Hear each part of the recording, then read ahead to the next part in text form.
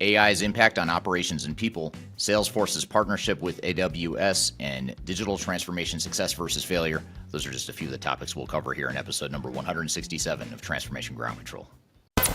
Welcome to Transformation Ground Control. Ground Control. The podcast that covers everything related to digital transformation. This podcast features technology agnostic and international discussions related to digital strategy, software selection, implementation, change management, business process optimization, and everything else you need to know to make your digital transformation project successful. Whether you're embarking on an ERP implementation, supply chain transformation, or any other business or digital transformation, this podcast is for you. Now, here's your host, Eric Kimberling. 5, 4, 3, 2, 1.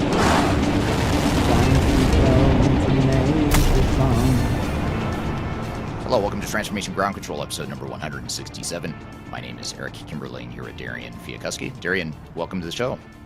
Yeah, thanks for having me. Thank you for being here today. Got an exciting show for you today. First of all, this is the weekly podcast that covers everything related to digital transformation, and it's a tech-agnostic view of the world. My name is Eric Kimberling. I'm the CEO of Third Stage Consulting, and we're an independent tech-agnostic consulting firm that helps clients with digital transformations throughout the world, and the show is sponsored by Major Tom Productions. You can find past and upcoming episodes of the show at transformationgroundcontrol.com, so be sure to check it out there. We've got a great show for you today. We're going to open up with some audience questions on social media that we've received lately.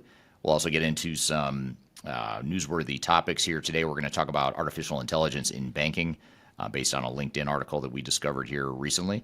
And then we're also going to get into Salesforce's partnership, their expanding partnership with AWS, and what that means to the Salesforce and CRM, ERP ecosystem.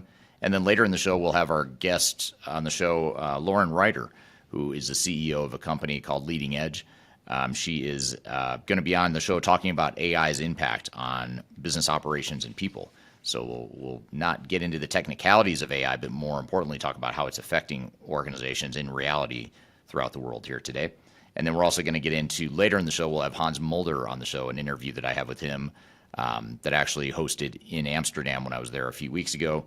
I had a chance to sit down with him and do a fairly brief interview with him to talk about digital transformation success versus failure. So we're going to talk about that later today. And that's going to be based on a lot of his research and experience as an expert witness, as well as being a professor as well. So be sure to stick around for that. He's a very interesting guest, has a lot to say and a lot of knowledge. So before we jump into our interviews and guests here today, Darian, what are some of the audience questions that you've pulled for us from social media? Yeah, so these first couple audience questions are actually from a very recent YouTube video on Eric's channel. This is from the YouTube video, The Death of Cloud Software.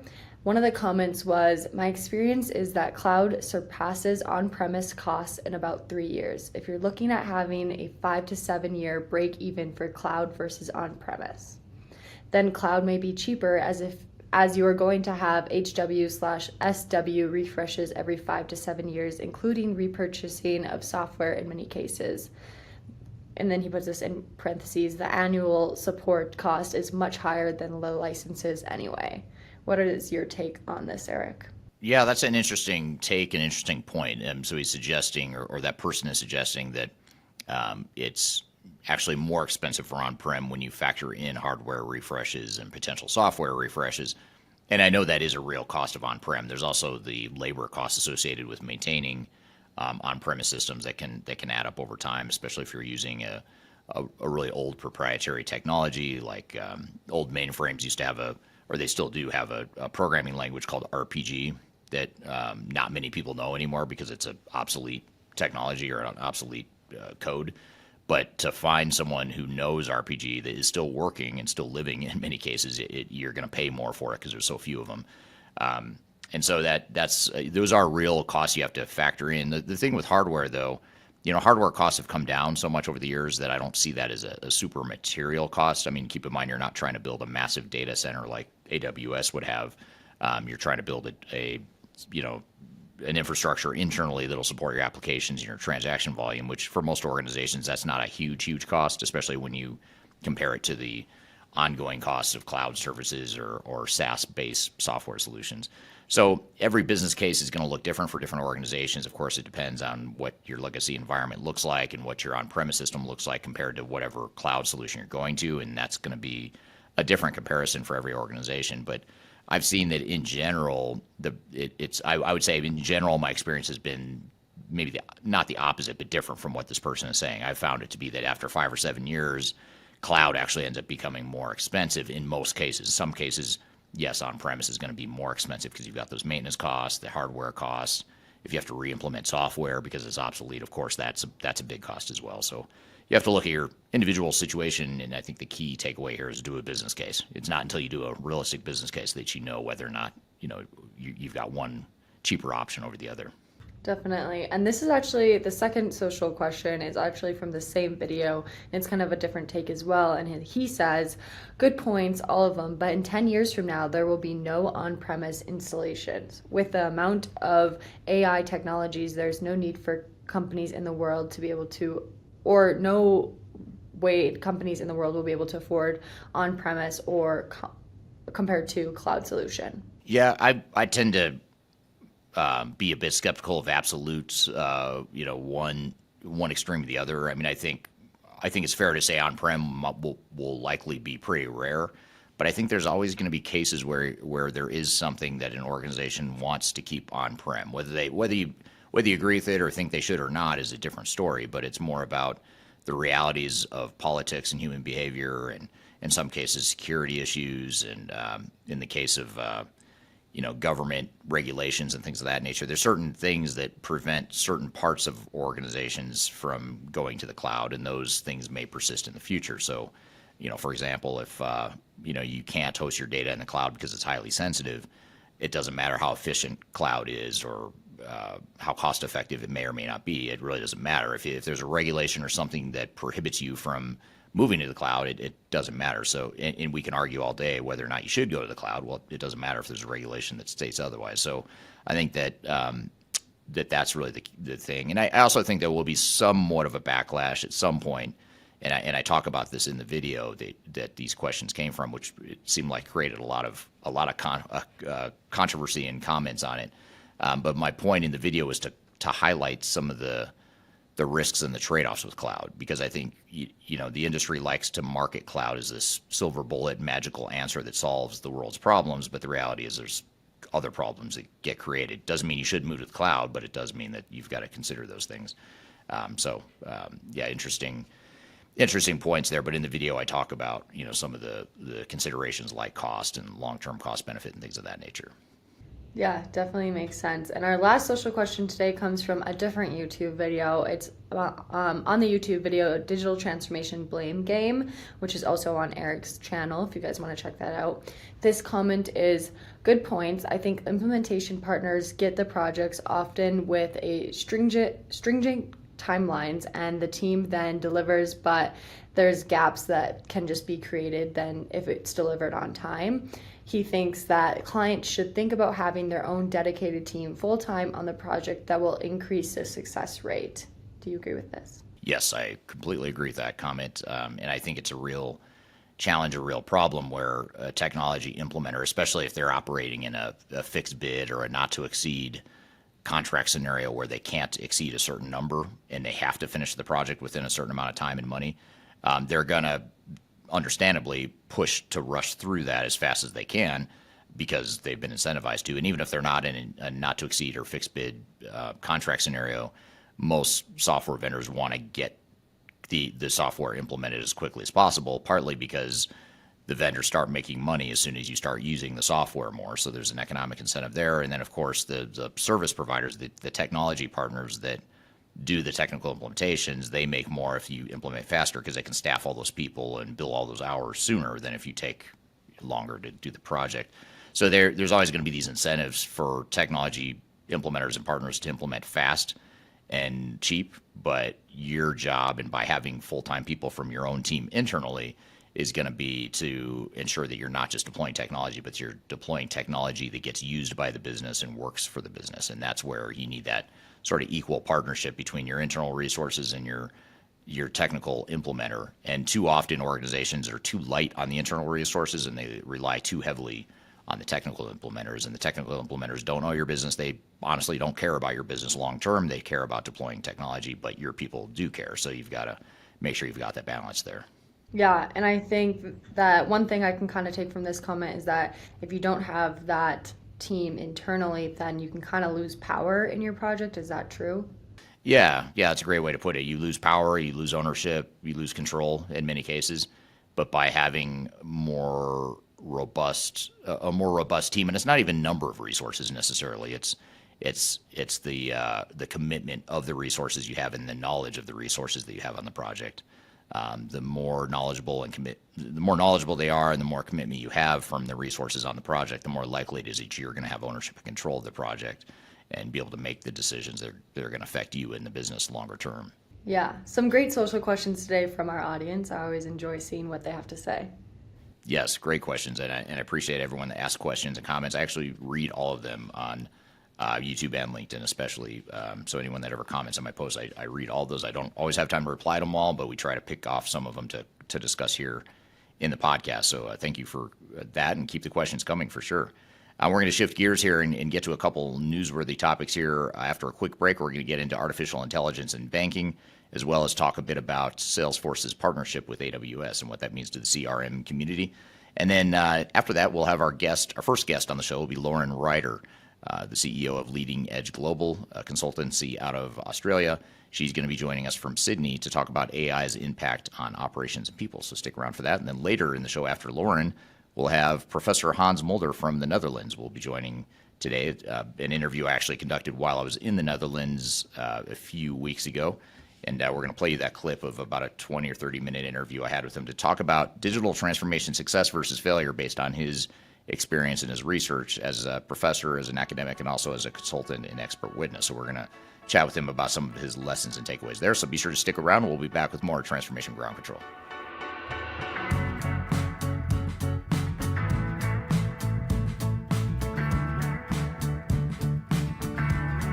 People oftentimes ask me how I built such a strong social media following on YouTube and LinkedIn and Facebook and other outlets. And the fact of the matter is it took me a long time to build a following through a lot of trial and error, making a lot of mistakes. Had I known that there were companies out there that could help me build my brand, I would have done that a long time ago. I didn't know that, but the good news is that there is today a consulting firm that will help you through building your own personal brand through some of their training programs. The company is called Roloff Consulting, and if you're familiar with Emma Roloff, she's someone that I've had on this podcast before, and she's well known in the digital transformation space as well as the sales space, and she's big on TikTok, YouTube, and LinkedIn. And she and her husband have started a training course and a training company that focuses on helping people build their personal brands and helping them to sell themselves digitally. So whether you're a salesperson that's trying to reach more customers or you're an individual that's just trying to build your personal brand, that's something that they help with through their training programs.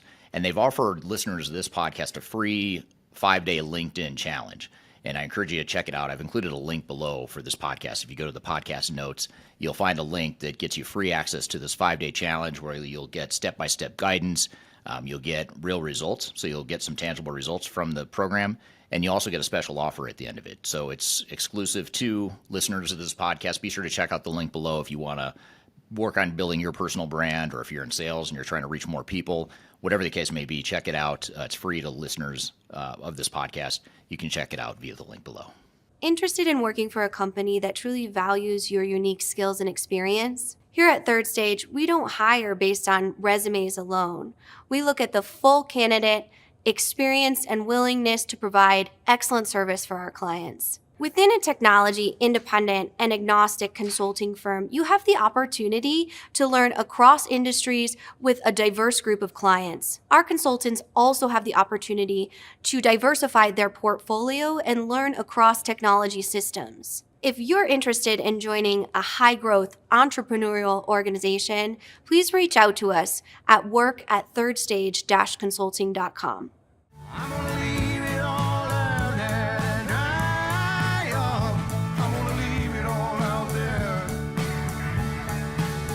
Hello, welcome back to Transformation Ground Control, episode number 167.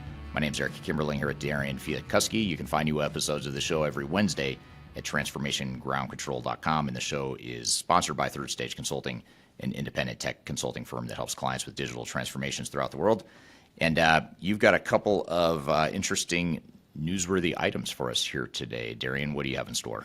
Yeah, so the first newsworthy item that we have today is about AI in banking and how that's developing. So this article was written by Manuel Barragan, and this outlined how AI has been revolutionizing the banking industry. In 2023, we saw generative AI adoption, productivity increase, and automation risk in management processes. Other emerging benefits from AI in banking include reductions in operational costs, improved customer experience with chatbots, and automation in investment processes.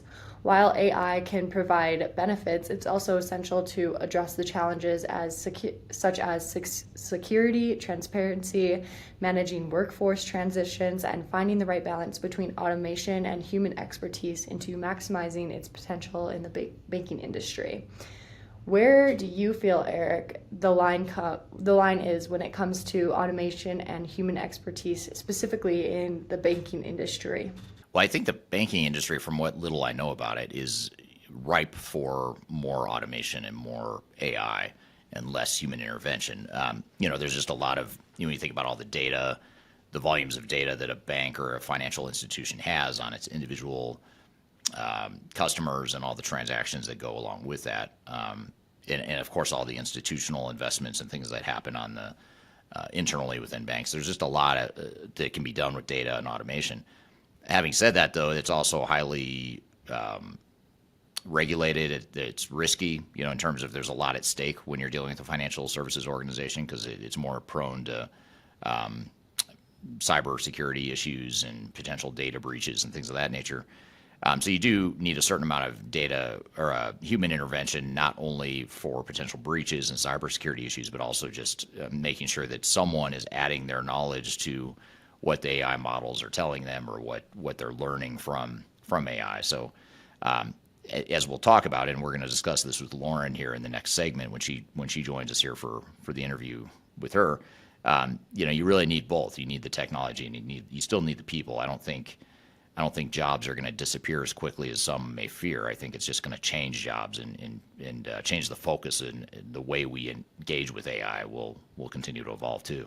Yeah, and I think this is a really interesting topic because I think when you get into banking, obviously there's a lot of sensitive information there that people definitely don't want anybody else to get, whether it's their bank accounts or social security, anything else that your bank would have on you, I guess, for information. So I think that plays an interesting role into the dynamic of, well, do I want it all to be ran by humans, or do I want some of that? Maybe people feel a little bit more protective if it is automated a little bit by AI. I'm curious to see what our audience prefers on this topic, specifically whether they prefer a mix of both, all of one, all of the other. I feel like it'd be a very interesting topic for our audience to comment on. Yeah, and a good segue or input into our guest when she comes on here in a few minutes. I'd be curious to see what the audience thinks on that, and we'll dive into it with our guest as well. Yeah, so my second question from this article that I have for you, Eric, is from the lens of a change management expert, what advice or warnings would you offer banks prior to implementing these new technologies and AI developments into their processes? I would say, you want to make sure that you're very deliberate about how you're using AI and also how you're not. One of the things we didn't mention, this sort of goes along with cybersecurity, definitely goes along with privacy and potential confidentiality issues, is that, we have to remember that a lot of these AI tools are using open AI models where they're designed to learn from inputs you give it. So if you were to have an AI model that's capturing, sensitive transactional information about your customers or whatever the case may be, because you want to use AI to summarize or to predict what might happen as a result of history or whatever the case may be, we just have to remember there's sort of an unknown there with what happens to that confidential information. Is it part of an AI model now, an open AI model? And the answer is yes. The question, though, becomes how at risk is that? Are you breaching any sort of confidentiality issues or intellectual property issues? And these are things, by the way, that are not just concerns with banks, but they're also concerns with any organization that deals with sensitive or confidential information. You just have to recognize that AI tools will potentially pull that information, or it'll expose that information to be more in a public domain. So now I don't remember what your question was. Am I even answering your question? Am I totally off track here? No, you are. I think another question that kind of spawned from that comment was, do you think that banks or other industries that have this sensitive information, hospitals or anything like that, will they have to maybe disclose what they're using AI for in that to like people that are going and using their services? That's a great point. I would think so. I would think that knowing how governments throughout the world work, including, here in the U.S. where we're based, in Europe where we have a presence, and in Australia where we have a presence, you look at these governments where we operate, and our team operates in a lot of different countries.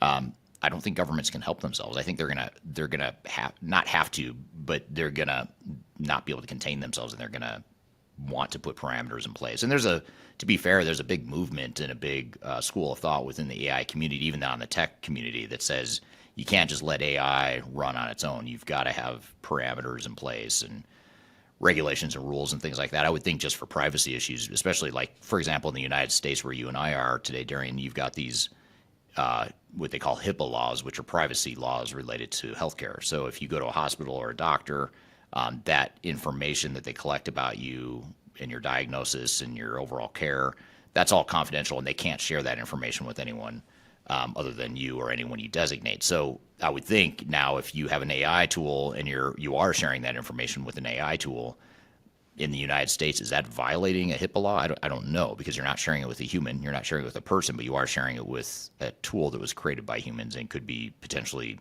misused by humans too. So that's a great question. I don't have a good answer for it. But if we have any attorneys listening, I'd love to hear their thoughts. Yeah, definitely. I think there's a lot to find out and I guess figure out for whether it's governments or other industries on what the regulations are going to look like for the AI industry. I know this is something we talk a lot about on this podcast, but I think it's something that is very relevant and interesting to dive into. So our next newsworthy topic today is about Salesforce partnering with Amazon Web Services. This happened back in 2023, in November of 2023 in the US, but they are currently expanding. They just recently announced that they're expanding this globally and into the UK. So what this does is when Salesforce partners with Amazon Web Services, it introduces products like Data Cloud, Service Cloud, Sales Cloud, and other industry clouds to the Amazon Web Services marketplace. This collaboration aims to simplify the subscription and management of Salesforce solutions for all AWS customers, opening the door for use of pre-approved budgets and development of trusted AI applications for enhanced CRM experiences. This marks a huge step in the Salesforce and AWS partnership, accelerating the deployment of Salesforce products and technologies, Salesforce products and AI technologies. Eric, do you see additional benefits from the new advancements in this partnership, from them going from just in the US to now more globally? Yeah, I do. I think a lot of the software vendors, the cloud software providers, are moving to this model where they use the hyperscalers. They use the AWSs of the world, or Azure, and they will use those as their partners, which makes sense. Why not leverage AWS? For those that don't know, it's Amazon Web Services. Amazon has built a massive cloud offering. In fact, a lot of people don't recognize that they are not only an e-commerce company, but they have a huge cloud offering as well. And so they allow cloud providers to use their infrastructure. So I think it's a great way to for software vendors to scale and to provide more reliable cloud-based delivery. I think the challenge, though, for customers is now you've got two different parties you're trying to manage. You've got the application provider that is providing the software technology, and then you have the cloud provider that's providing the infrastructure. So now you've got two parties to work with, which isn't the end of the world. It just adds to the complexity of, you don't have that single throat to choke now, where you can just go to one vendor who's providing infrastructure and software. And keep in mind, I know this is nothing different. This isn't like Salesforce is suddenly deciding that they're going to partner with AWS. They already have, and now they're just expanding that partnership. So it's not necessarily anything new. It's just that they're moving further in that direction of having a hyperscaler like AWS, and that's something you have to be aware of, like with with SAP too, for example. I know SAP allows you to choose what hyperscaler you want. Do you want AWS or Azure or whatever, which is great. It's flexibility, it's options for customers, but it's also complexity. So I think that's just the takeaway there is you've got to have the governance in place and the management in place, the vendor management in place to make sure that relationship is healthy for you. Yeah, and you mentioned that this is something that's becoming really common. Do you see this being like best practices or just streamlined in the future that this will just essentially happen? Or where do you think that line is if it's going to be most common or just like happen majority of the time, but there'll still be other situations where it doesn't happen? I don't know. That's a great question. I honestly don't know. I could argue both sides because I think on one hand, why, if you're Salesforce or SAP or any of these big tech providers, why try to build this massive infrastructure when that's not your core competency and someone else out there has already done it, and far exceeded what most could possibly do with AWS and Azure, for example. On the other hand, though, just maybe thinking a little bit longer term, I could see how a company like Salesforce or SAP might say, wow, that's a big cash cow that we're, paying out the door to a third-party provider. What if we did that ourselves? Could we make more money? So I think the larger application providers like Salesforce, SAP, Microsoft, not Microsoft already has their own hyperscale solution, but let's just say Oracle, for example, Oracle, SAP, Salesforce, Workday, all these big tech providers that have thousands and thousands of customers and mass amounts of infrastructure needs. I can see there maybe being a tipping point over time where it's more cost effective and more profitable for them to manage that infrastructure themselves. But that's pure speculation. But in the short term, I think it makes a lot of sense, and I think you'll continue to see more of it in the short term. Yeah, definitely some interesting topics today. I think overall, there's a lot of different things that you could dive into, but overall, I think it's very interesting to see all the different newsworthy topics that are going on week to week. Yeah, absolutely. Thanks for pulling those interesting topics out for us today, and look forward to continuing the discussion around AI. We're going to come back to AI again with our guest Lauren Ryder, who's going to be on the show here in just a moment. She's the CEO of a company called Leading Edge Global. She is based out of Australia. She's going to be joining us here from Sydney to talk about AI's impact on business operations and people. And then later in the show, we'll shift gears and go to Amsterdam and pull in our guest, Professor Hans Mulder, to talk about digital transformation success versus failure. So be sure to stick around. We'll be right back with more Transformation Ground Control.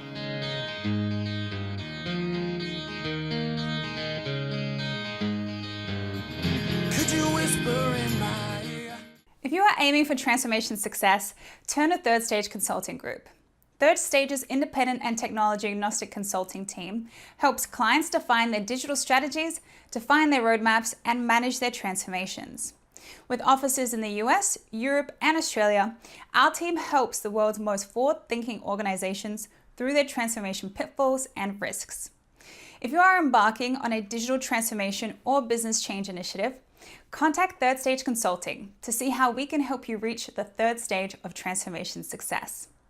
Learn more about us and download independent reports, videos, and other best practices at thirdstage-consulting.com. Hi, this is Eric Kimberling with Third Stage Consulting and your host of Transformation Ground Control. I want to encourage you to read our Guide to Organizational Change Management. It's a free report or free guide that we published. It's one that I actually wrote that talks about best practices and lessons learned as it relates to change management.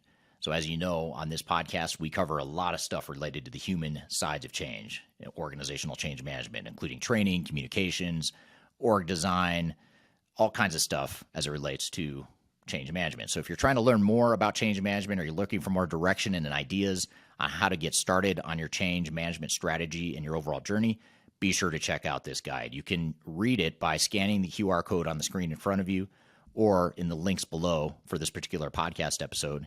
You can find a link to take you to the page that will allow you to register to go ahead and download that and read it for free.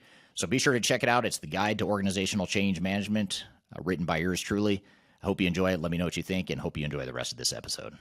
Yes, I'll do anything you ever dreamed to be complete. Yes, I'm nothing that far. Hello, welcome back to Transformation Ground Control, episode number 167.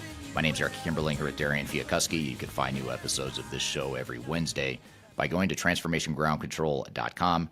This show is sponsored by Third Stage Consulting, an independent tech consulting firm that helps clients with digital transformations, including software selection, implementation planning, and implementation. And the show is produced by Major Tom Productions. I'm excited for our next guest who has never been on our show before. So we continue to bring on first-time guests, which I love doing because you always learn something new and get different perspectives here on the show. And Lauren Ryder is the CEO of Leading Edge Global based out of Australia. I'll let her describe what Leading Edge Global does, but they're a consultancy that helps clients with digital transformations. And she is going to be on the show talking about artificial intelligence's impact on business operations and people, which is a super fascinating topic to me. So excited for the conversation. So with all that being said, Lauren, welcome to the show. Thanks so much for having me, Eric. I'm excited to have you on the show, and this is a super interesting topic. I'm really excited to get into it, excited to hear the audience's questions as well. But before we do that, why don't you tell us a little bit about yourself? You've got an interesting background and an interesting business you run there in Australia. So tell us a little bit about yourself. Thanks. My background has been in project delivery and change management, and then I was moving into transformation and running some quite large transformation projects across industry, starting in banking and finance, moving across to all sorts of industries, including things like construction and not-for-profits, all over, because a change is a change, as we know. When I started my business about 10 years ago, we were focused on digital transformation and really where that intersection of technology and humans are. So where that kind of, in tech speak, project management and change management, where they come together, but really it's how people engage with technology. And so that's where we grew our business. I know my business has been quite similar to yours, Eric. I know we've spoken in the past about this. So for those of you who know Eric's business, so we do a lot of ERPs and CRMs. But what's happened over time is that our clients are looking at more future-facing technologies. And we have found that looking at things like automation and now what we're calling AI has really been at the forefront. So it's not just about getting a new technology or a new platform in, but it's about how we can actually make our workforce more effective and more efficient with these new technologies. So we're spending a lot of time in that space with our clients and trying to help them to achieve those goals. Yeah. Very cool. And you are also a podcast host too. I failed to mention that in the introduction here, but tell us a little bit about your podcast and why you're talking about it. I'm actually going to put up a QR code that anyone who's interested in listening to that podcast can find it on Apple Podcast, among other platforms. But tell us a little bit about the podcast, what inspired you to start it, what's it about, all that good stuff. Sure. The podcast is called Leading Change. So in my dealings with CEOs, CIOs, CTOs, CFOs, all of the people who have been tasked by their board or the manager to actually lead a big transformation program, what I find is I was spending a lot more time coaching them on what they should be doing, what they should be saying, how they should be engaging their stakeholders, as opposed to actually supporting them through the change. And so I realized that actually there's a gap here. So no one gives leaders a formal handbook or a dummy's guide to leading change. And so I decided to create the podcast around that. And so I interview C-suite leaders about big transformations they've led. Often they are tech-led, but sometimes huge organizational restructures, BPOs, what have you. We've had one of every industry so far, and we're bringing in more. So really, it's how to lead change through an organization, how to get through the challenges, and to do it better when you are leading your next project. Yeah, very cool. So it's called Leading Change. You can find if you scan that QR code right here, if you're listening or watching the video version, you can scan that QR code right there, right next to my head. If you want to find it on Apple, you can also search for it on YouTube, Spotify, and just about everywhere else the podcasts are available. And I've actually listened to a couple episodes, and you're a very good podcast host as far as just being very smooth and articulate. It's very soothing. Actually, I'm learning a lot, but it's also very calming and relaxing. I almost feel like I'm meditating and learning about change at the same time when I listen to your podcast. So nice work with that. And I hope it is doing well for you so far. Thank you. No, it's actually been really good. And that's really cool feedback. So thanks. Yeah, absolutely. Well, I'll leave that up there for a second, the QR code for those that might be interested in following that. But one question before we get into, all the stuff about AI, and this is more of just a kind of your personal journey with Leading Edge and in your company and some of the international work you've done.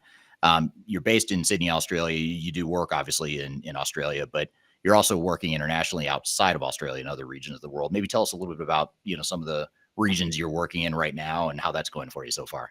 Yeah, sure. So back in August, I learned about an opportunity in the Middle East, in Saudi Arabia. They were having a huge country transformation. You know, we transform companies, but this was a country transformation. And from what I was hearing, it was a once in a lifetime opportunity. So I just jumped on a plane and went over to Saudi Arabia. There was and is huge amounts of opportunity to expand over there. So I spent time in Dubai, spent time in Saudi. I opened up a branch over there, and we've been doing work with big organizations, whether global or actually just based in those locations. It's been an incredible experience. I mean, the culture across the GCC is very different than most other countries that we deal with. Obviously, Dubai is a bit more Western. But Saudi Arabia just requires a lot more cultural understanding, you know, looking at things differently. They take things a bit slower than we normally would. It's more relationship based. So, you know, it's been a really interesting journey, just, you know, doing business overseas there, but just with a completely different culture. But yeah, if anyone is listening and they want to expand their business or at least just explore, I suggest grab a plane ticket and go to Saudi Arabia. It's incredible right now. Yeah. And something I learned from you before we went on this podcast as we were prepping for it is some of the cultural and societal changes happening in Saudi Arabia in particular, and perhaps other Middle Eastern countries as well. And the reason this came up is my first thought when you said you went to Saudi Arabia to expand your business is, you know, not to make this a sexist conversation, but you are a female CEO. That's not the first profile I would imagine being something that would work in the Middle East. But from what you've told me, the things are changing there and there's more opportunity. Maybe tell us a little bit about that for those that may not know. Yeah, absolutely. So as part of this Vision 2030, they have been changing a lot of the rules. So women empowerment is actually one of the pillars within the vision. And so what that means is they have now brought women into the workforce. A lot of the rules that they did have around women have changed and laxed. For example, women are driving now. They're going out without, you know, a husband, partner, brother, a person with them.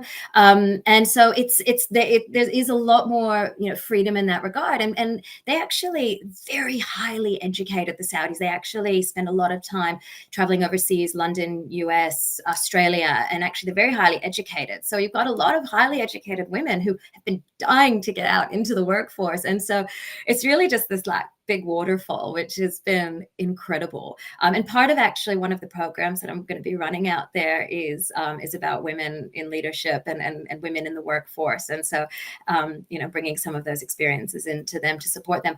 Look, as an expat, what's interesting is expats don't have to wear an abaya, you know, the long sort of dress coat or a headscarf. So I can actually wear, you know, what I want to wear, as long as it's conservative. So I'll wear, you know, clothes to my wrists, and then I'll wear pants or a skirt, long skirt. So it's about being respectful in their country, very much so. But as a woman in business, honestly, they are so respectful of me. And I can see in the comments, Min has asked, what did I enjoy most? And really, it's the welcoming bit of being in Saudi Arabia, of just, they are so happy to show us their country and just feel warm and welcome. But also the respect that I get as a business owner. And I don't think they see it as me being a female business owner. They, you know, they have the conversation with me just like they would a man. And so we talk about the business and the things that I can bring. And because I don't behave any differently than, you know, I come in like I would anywhere else. I think that's how it's been taken. So it's just been a great experience. Well, it's very cool. So it sounds like a lot of opportunity there, and you're getting some traction there, which is great. So congratulations on that. That's awesome. Yes. So with the clients you're working with, what are some of the biggest ways that you're seeing AI and automation? I'm going to kind of lump those together, even though they're technically different technologies. But when you look at AI and automation, what are some of the major benefits that clients you work with are seeing now? I know there's a lot of long-term potential that maybe we haven't fully realized yet, but how are you seeing organizations benefit from those technologies now? Yeah, look, I do think it's actually worth splitting it up and actually saying, when we say AI, these days people, you know, if you don't know anything about the tech, you know, all you think about is ChatGPT or, you know, DALL-E making your images. And it's really, It's really different than that. The technology has been around for a really long time. When I jumped into this area, it was probably, I'd say about 6-7 years ago. And that was when RPA was just starting, and, robotic process automation. It was literally just automating keystrokes. It was pretty straightforward technology. But that was, the first bots, the first, the PA that lived on your computer and made your job better. And so that was where we started. It moved into business process automation, where we would sort of start automating entire divisions. Finance was a huge example, customer service as well. And then we moved into sort of intelligent automation, where these bots actually could make some decisions, right? So if we have a mortgage application, you over this number, under this number, this is the way that we go. Again, the technology is actually not that complicated. It really is just getting your head around what it is. Now what we're talking about is generative AI and language models. And those are what I think companies are really looking into how they can bring them in. I think where I'm seeing that is more in sort of the trial and error stage as far as bringing that in. Some companies have been doing it well and doing it well for a while. For example, customer service, chatbots, and customer service desks who get information in and learning about what the customer's saying so they can give them the right information back, or suggest what they might need to have or know. Those are really great applications, and those are some really good customer service benefits. So if I think about, to answer your question about what are the real benefits, most people go in there looking for efficiency and productivity, right? So how can we do things quicker and better, and then obviously increase the bottom line? And as I said, I think finance is a really easy one to start automating. Customer service is a great one. Manufacturing has been doing it a long time. And so for a long time. And what we find, interestingly enough, and the benefits, one thing that a lot of organizations go in there, when we start writing a business case and we start looking at what are the benefits of AI, and go, great, we can reduce our workforce by half, right? What we actually find is that initially that's not the case, and it shouldn't be part of your business case to initially, slash your workforce. What it actually is trying to do initially is to help your people be better at their job by taking off the really mundane tasks. And so if they have some help, then they can actually do better by the customer, be happier, be more productive in their job. So what we find, rather than actually kind of getting rid of entire divisions, which does happen, but generally what I see is more that people don't replace the people that have left. So you have natural attrition in any organization, but we find that once the company becomes more efficient, then and somebody leaves, that's when we start getting our savings. So there's a lot of, there are benefits, and they're kind of through, but I think employee satisfaction, customer satisfaction are really big ones that we see all the time. Yeah, and also just being able to do more with the same amount of people you have. So even before people leave and you have that attrition that you don't necessarily replace, it seems like there's a lot of opportunity for organizations just to get more productivity and value out of the employees they have. Yeah, absolutely. I'm here with Lauren Ryder discussing artificial intelligence and its impact on business operations and its people. I've got a lot more questions for Lauren, but first we're going to take a quick break. We'll be back with more Transformation Ground Control.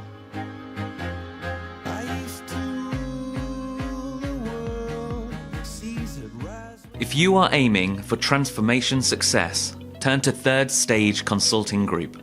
Third Stage's independent and technology-agnostic consulting team helps clients define their digital strategies, define their roadmaps, and manage their transformations. With offices in the US, Europe, and Australia, our team helps the world's most forward-thinking organizations through their transformation pitfalls and risks. If you are embarking on a digital transformation or business change initiative, contact Third Stage Consulting to see how we can help you reach the third stage of transformation success. Learn more about us and download independent reports, videos, and other best practices at thirdstageconsulting.com. The last thing you want to have happen is for your digital transformation to end up in court. I've been doing this for 20 years and I have seen everything. My name is Marcus Harris. I'm a software and technology attorney focusing my practice on drafting and negotiating software-related contracts and litigating software disputes across the country. Feel free to reach out to us at taftlaw.com. We'd love to talk to you about the litigation process and what you can expect.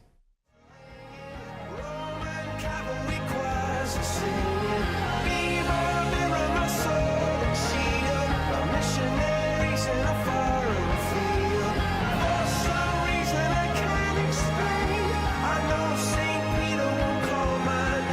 Hello, welcome back to Transformation Ground Control, episode number 167. My name is Eric Kimberling here at Darian Chwialkowski. You can find new episodes of this show every Wednesday at transformationgroundcontrol.com. The show is sponsored by Third Stage Consulting, which is an independent tech agnostic consulting provider that helps clients throughout the world with their digital transformation journeys. I'm here with Lauren Ryder from Leading Edge Global. She's the CEO of that company. She's joining us from Sydney to chat about artificial intelligence and the impact on business operations and people. And let's jump back into the conversation. Do you see, given that you work, for example, in Saudi Arabia and in Australia, among other countries, do you see differences in AI adoption in different parts of the world, different levels of maturity? There definitely is. And, I think I know India is a huge adopter. I know that Meta just created a whole big AI, farming data center for them. They really are big adopters across India, across industries. UAE, definitely, as I said, they're a lot more, they're very Western, like other countries. They're forward thinking. I know Singapore is doing a lot in that space, and China. There's a few countries that are a bit behind. I know some of the European countries and just even having done research as I haven't worked there, but I know like Spain and France, I've been told they're not quite as advanced. Australia, and they're being here, not really huge risk takers in Australia. They like to see that other people in the world do it first. Right. So that's why in Australia, a lot of the take up was originally with just the process automation. It was pretty straightforward. And now they're seeing other people get benefits from sort of the more Gen AI, and that's what they're kind of looking at. But yeah, it's different. It's different adoption rates across the world. Interestingly, Saudi is doing a big investment in it, like things like Neom, the line, that really long building that goes on forever. They will be implementing stacks of really cool technology. I'm actually friends with one of the project managers there, and he was telling me it sounds amazing. But then if you go into their normal businesses, they're not quite ready for it there. So there's some business improvement. So I think there's pockets, which is probably true for most of the world. Yeah. I'd be curious to hear from the audience, where are you seeing AI being used in businesses or regions that you might be in? I'd be curious to hear your feedback. So drop in the chat, what examples are you seeing of AI being used in businesses? Are you seeing it being used in businesses? And what part of the world do you see AI being more heavily adopted, just based on your experience? I'd love to hear the feedback from the audience here. So you mentioned how, Australia and maybe parts of Europe are a little bit behind, or maybe you didn't use the word resistant, but perhaps they're a little bit resistant or skeptical of the technology. What do you think is causing that? Why are some organizations, some cultures, some parts of the world, why isn't everyone excited about AI and just going all in on the technology? Well, I think the first one is investment. Look, it costs money to do this, right? And so that's number one. And I think that's probably the first start any business would look and go, how much should we invest? How much is this going to cost? And potentially it's taking them a while they might be actually interested, but it might be taking them a while to get their business case together. But I think the real challenge is they don't know how to get started. And that kind of reflects off of a skills gap. So if leaders don't know where we should get started, what the things we should be focusing on, how do we know, if we're doing it right, where do we start? All of those questions, because if you've never done it before, it can be really confusing. So we've got that kind of skill gap in the leadership space. So that's where we get it kicked off. And then they have to look at their organization and go, okay, well, we've got a skills gap in the tech space as well. So do we hire people in? Do we partner with a company to do this? Do we upskill our existing resources? And so those are really big challenges around that kind of skills piece. So there really is a huge opportunity in this education space around both leaders and employees. I think, you mentioned resistance, and I think there is a bit of cultural resistance. I think that's probably more towards the front line, because I think managers would go, hey, this is really great. I can make more money on my P&L. But, there is always this fear of people losing their job. And, that can hinder the adoption. Absolutely. And so, there's a few ways around that to make that happen. And that starts with, with leaders starting with why are we doing this? What are we doing? Giving examples of how they've seen it work in the past, what it's going to mean for their job. The basic change management 101, right? Yeah. But I think, when we talk about it in a way that it's actually exciting and it's going to help them. I've heard companies, so they say, you're going to get a PA and you're going to be on your desktop and it's going to make you so much. And when it's said in a way like that, people do start to get excited. So a huge thing around kind of explaining that. Once we actually get into it, I think really the most important thing to get around that resistance is actually showing benefit early. And that's one thing that I think we see a lot of in general digital transformations, is that we spend a lot of time planning and getting it ready. We don't want to showcase anything until it's working. Right. But the challenge is, if we don't see it working, then how are we going to get the rest of the people on board? So what we say is, if we say, why are people scared to get started? Well, don't think of it as a huge, big program. Think of it as, we're going to automate one process. We're going to pick the one thing that is, 80% of the process is great. 20% is causing us headaches, or whether it's our employees or our customers are complaining.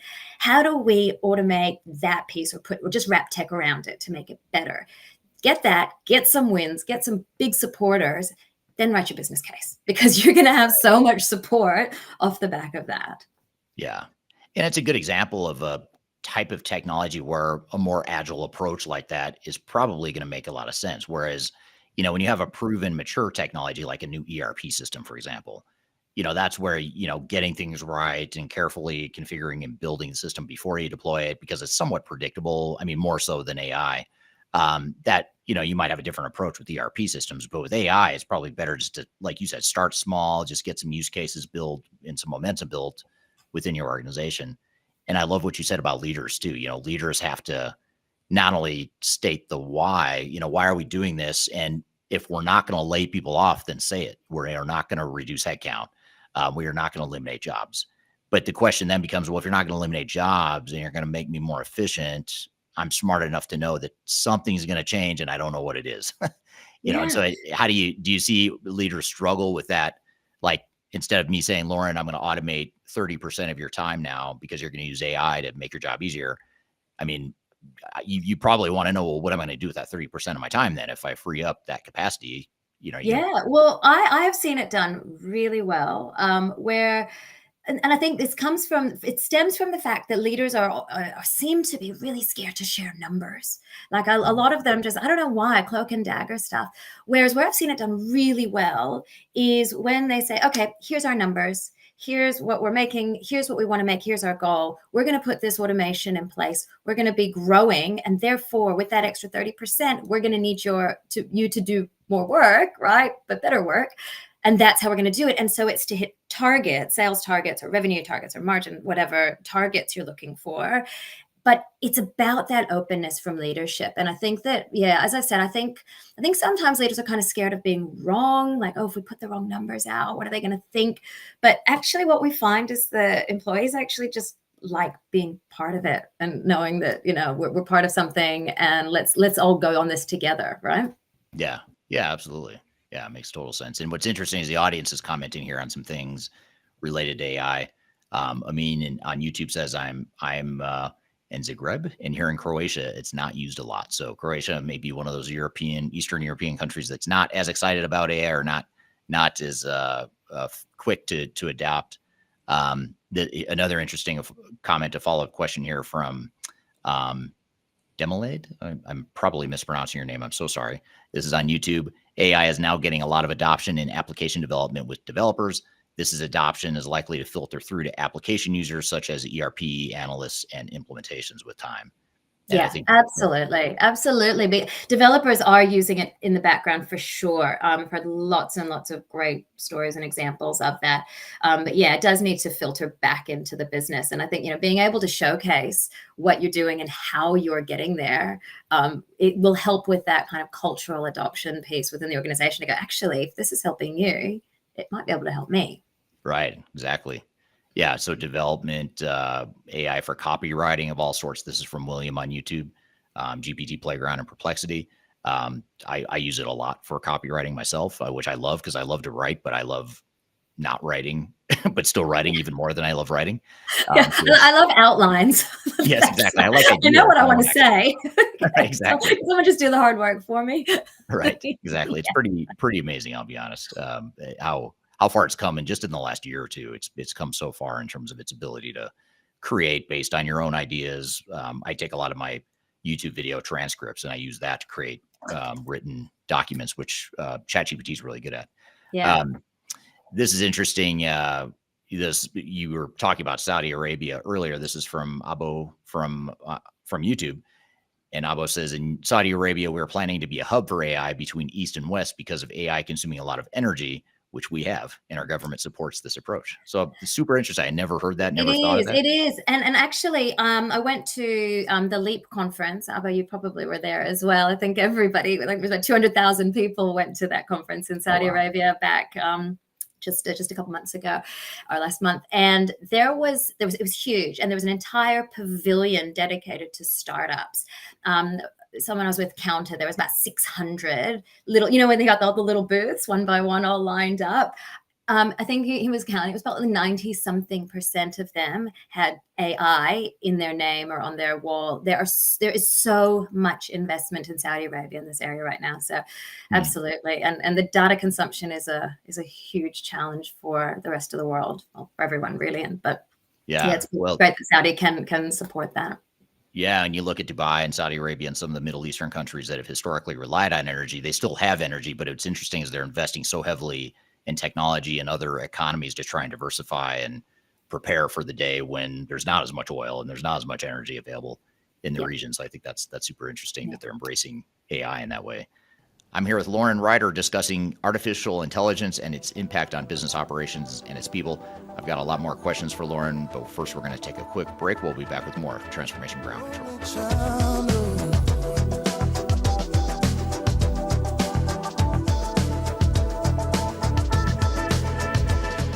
People oftentimes ask me how I built such a strong social media following on YouTube and LinkedIn and Facebook and other outlets. And the fact of the matter is it took me a long time to build a following through a lot of trial and error, making a lot of mistakes. Had I known that there were companies out there that could help me build my brand, I would have done that a long time ago. I didn't know that, but the good news is that there is today a consulting firm that will help you through building your own personal brand through some of their training programs. The company is called Roloff Consulting, and if you're familiar with Emma Roloff, she's someone that I've had on this podcast before, and she's well known in the digital transformation space as well as the sales space. And she's big on TikTok, YouTube, and LinkedIn. And she and her husband have started a training course and a training company that focuses on helping people build their personal brands and helping them to sell themselves digitally. So whether you're a salesperson that's trying to reach more customers or you're an individual that's just trying to build your personal brand, that's something that they help with through their training programs. And they've offered listeners of this podcast a free 5-day LinkedIn challenge. And I encourage you to check it out. I've included a link below for this podcast. If you go to the podcast notes, you'll find a link that gets you free access to this 5-day challenge where you'll get step-by-step guidance. You'll get real results. So you'll get some tangible results from the program. And you also get a special offer at the end of it. So it's exclusive to listeners of this podcast. Be sure to check out the link below if you want to work on building your personal brand, or if you're in sales and you're trying to reach more people, whatever the case may be, check it out. It's free to listeners of this podcast. You can check it out via the link below. Interested in working for a company that truly values your unique skills and experience? Here at Third Stage, we don't hire based on resumes alone. We look at the full candidate, experience, and willingness to provide excellent service for our clients. Within a technology, independent, and agnostic consulting firm, you have the opportunity to learn across industries with a diverse group of clients. Our consultants also have the opportunity to diversify their portfolio and learn across technology systems. If you're interested in joining a high-growth entrepreneurial organization, please reach out to us at work@thirdstage-consulting.com.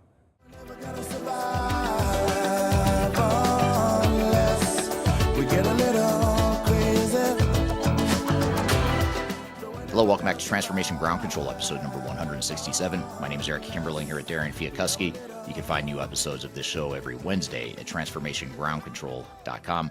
The show is sponsored by Third Stage Consulting, which is an independent tech-agnostic consulting provider that helps clients throughout the world with their digital transformation journeys.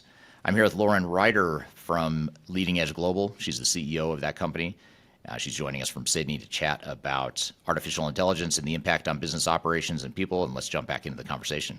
Here's a comment from Keith on LinkedIn. Keith says, I'm seeing private AI being applied in due diligence in vendor selection and performance monitoring. Private AI allows companies to apply semantic ontology and proprietary data sets across large organizations. That you're absolutely right, Keith. And one area I've seen a lot of private AI coming through is in the legal industry.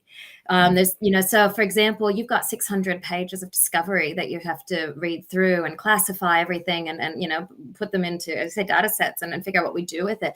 And so lawyers are feeding in hundreds and hundreds of pages, getting really useful information back, and then asking the AI to say, okay, well, what are some arguments that I could take to court for this, right? And so now the fact is, particularly in the legal industry where you have to get it right, we can't rely on the AI, I'm sure you heard the case back a few months ago when the lawyer got disbarred, I think in the US, for just referring to cases that didn't actually exist when their ChatGPT went rogue. But actually putting it within your organization and actually, absolutely programming it so that it makes sense, as you say, with your own proprietary information. Absolutely. And that actually does lend itself to, there is a big discussion about AI ethics and what we can and should be putting into our AI and so, knowing that we're putting it safely in our organization and not sharing, for example, customer data or health data outside. So there's a lot of value in that private AI. Yeah, that's interesting. Like if you or I were to take our client list, let's just say, not that we'd ever do this, we take our client list and we put it into OpenAI and ask it to create a graph that shows the logos of all of our clients. Does that client information now exist in the AI model that anyone could access? So I could go in and say, show me all of Lauren's clients, and it would be able to spit that back because it learned from me when I entered it. Is that, or it learned from you when you entered it? I'm not sure. I don't think it's that exact, but basically once information is in there, it can be accessed. And I think it's just knowing that, and that's part of the education piece for employees, what you can and can't and what you should and shouldn't be putting into your AI. Yeah. Super confidential IP type stuff. You probably don't want to start. Yeah. Data privacy, cybersecurity, all of those all get wrapped up in this conversation. Yeah, for sure. Here's another interesting comment from Amin on YouTube again. Actually, I talked with 2 leaders that told me they don't want AI because their employees will be more productive and it will only make more coffee breaks, which kind of gets back to the point earlier. Like if you're going to make people more productive, give them something to do to replace that increased productivity. Yeah, I would say that those 2 leaders might be able to benefit from a leadership development course. Right. Yeah, it sounds pretty old school to me, but so be it. But well, good. What are some of the biggest challenges or obstacles to adoption that you see organizations face? I know we talked about how certain parts of the world and certain organizations are resisting it. But let's just say they're open to it and they're not necessarily resisting AI and some of the potential benefits. What are the biggest obstacles that you see with organizations that want to do it? Yeah. So I think the first one is, and I think I referred to it earlier, is knowing where to start, knowing which piece should we go. So, there's a few different ways and you can call it like the problem definition or the thing that we need to solve. And so, there's different ways that we can go about it. And there's different methods that we take our clients through. Generally, we say, start with the customer. Where are you finding customer issues? What's bringing your NPS down? Find something there that you can go forward with. And then I think it's also, the big question is, what do we have that is special, that is different? Like in the finance industry, we call it our alpha, right? What's the thing that makes us outperform our competition on a normal day? And often that's something like special data set that you might have. An example that I like to give is a client, and they own and operate shopping centers.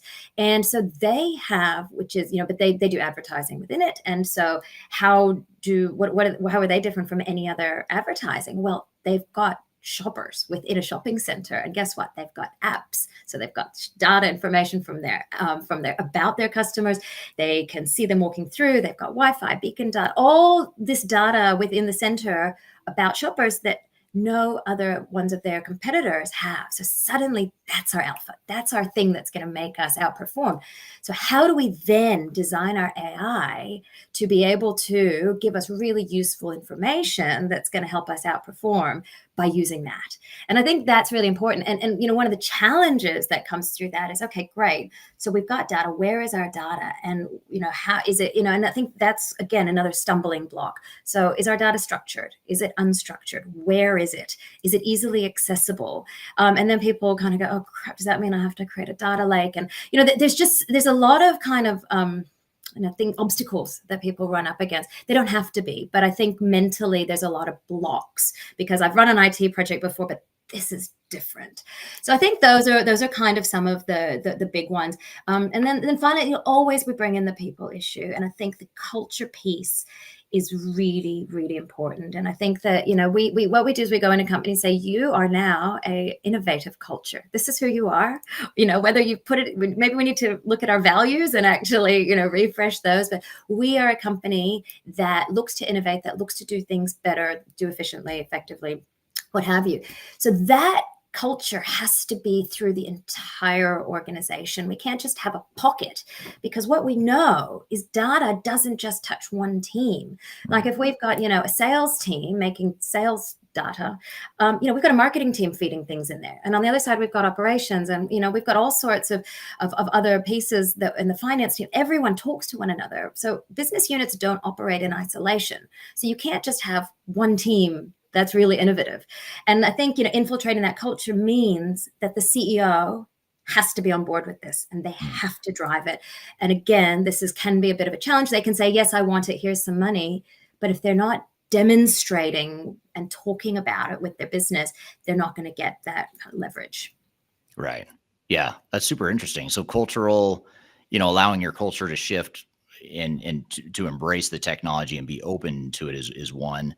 Amin, I'll just pop the comment up again just for the audience here, but Amin mentioned how, the leader that was afraid of AI because it'll make people more productive and then they'll just have more coffee breaks. I'd be curious to hear beyond, in addition to what Amin said here, what do you see as some of the biggest obstacles? This question's for the audience. What do you see as the biggest obstacles to AI adoption within businesses and enterprises throughout the world? I'm curious to hear your thoughts. If you're part of an organization, I'd love to hear whether or not your organization is embracing it. If you're a consultant, I'd love to hear how you see your clients embracing or resisting it. That's be good feedback to hear from you here. And this is from ZIC on YouTube.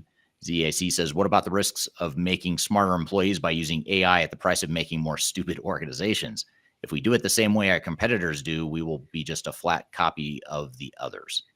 So I have spent many hours contemplating this and what the future of organizations look like.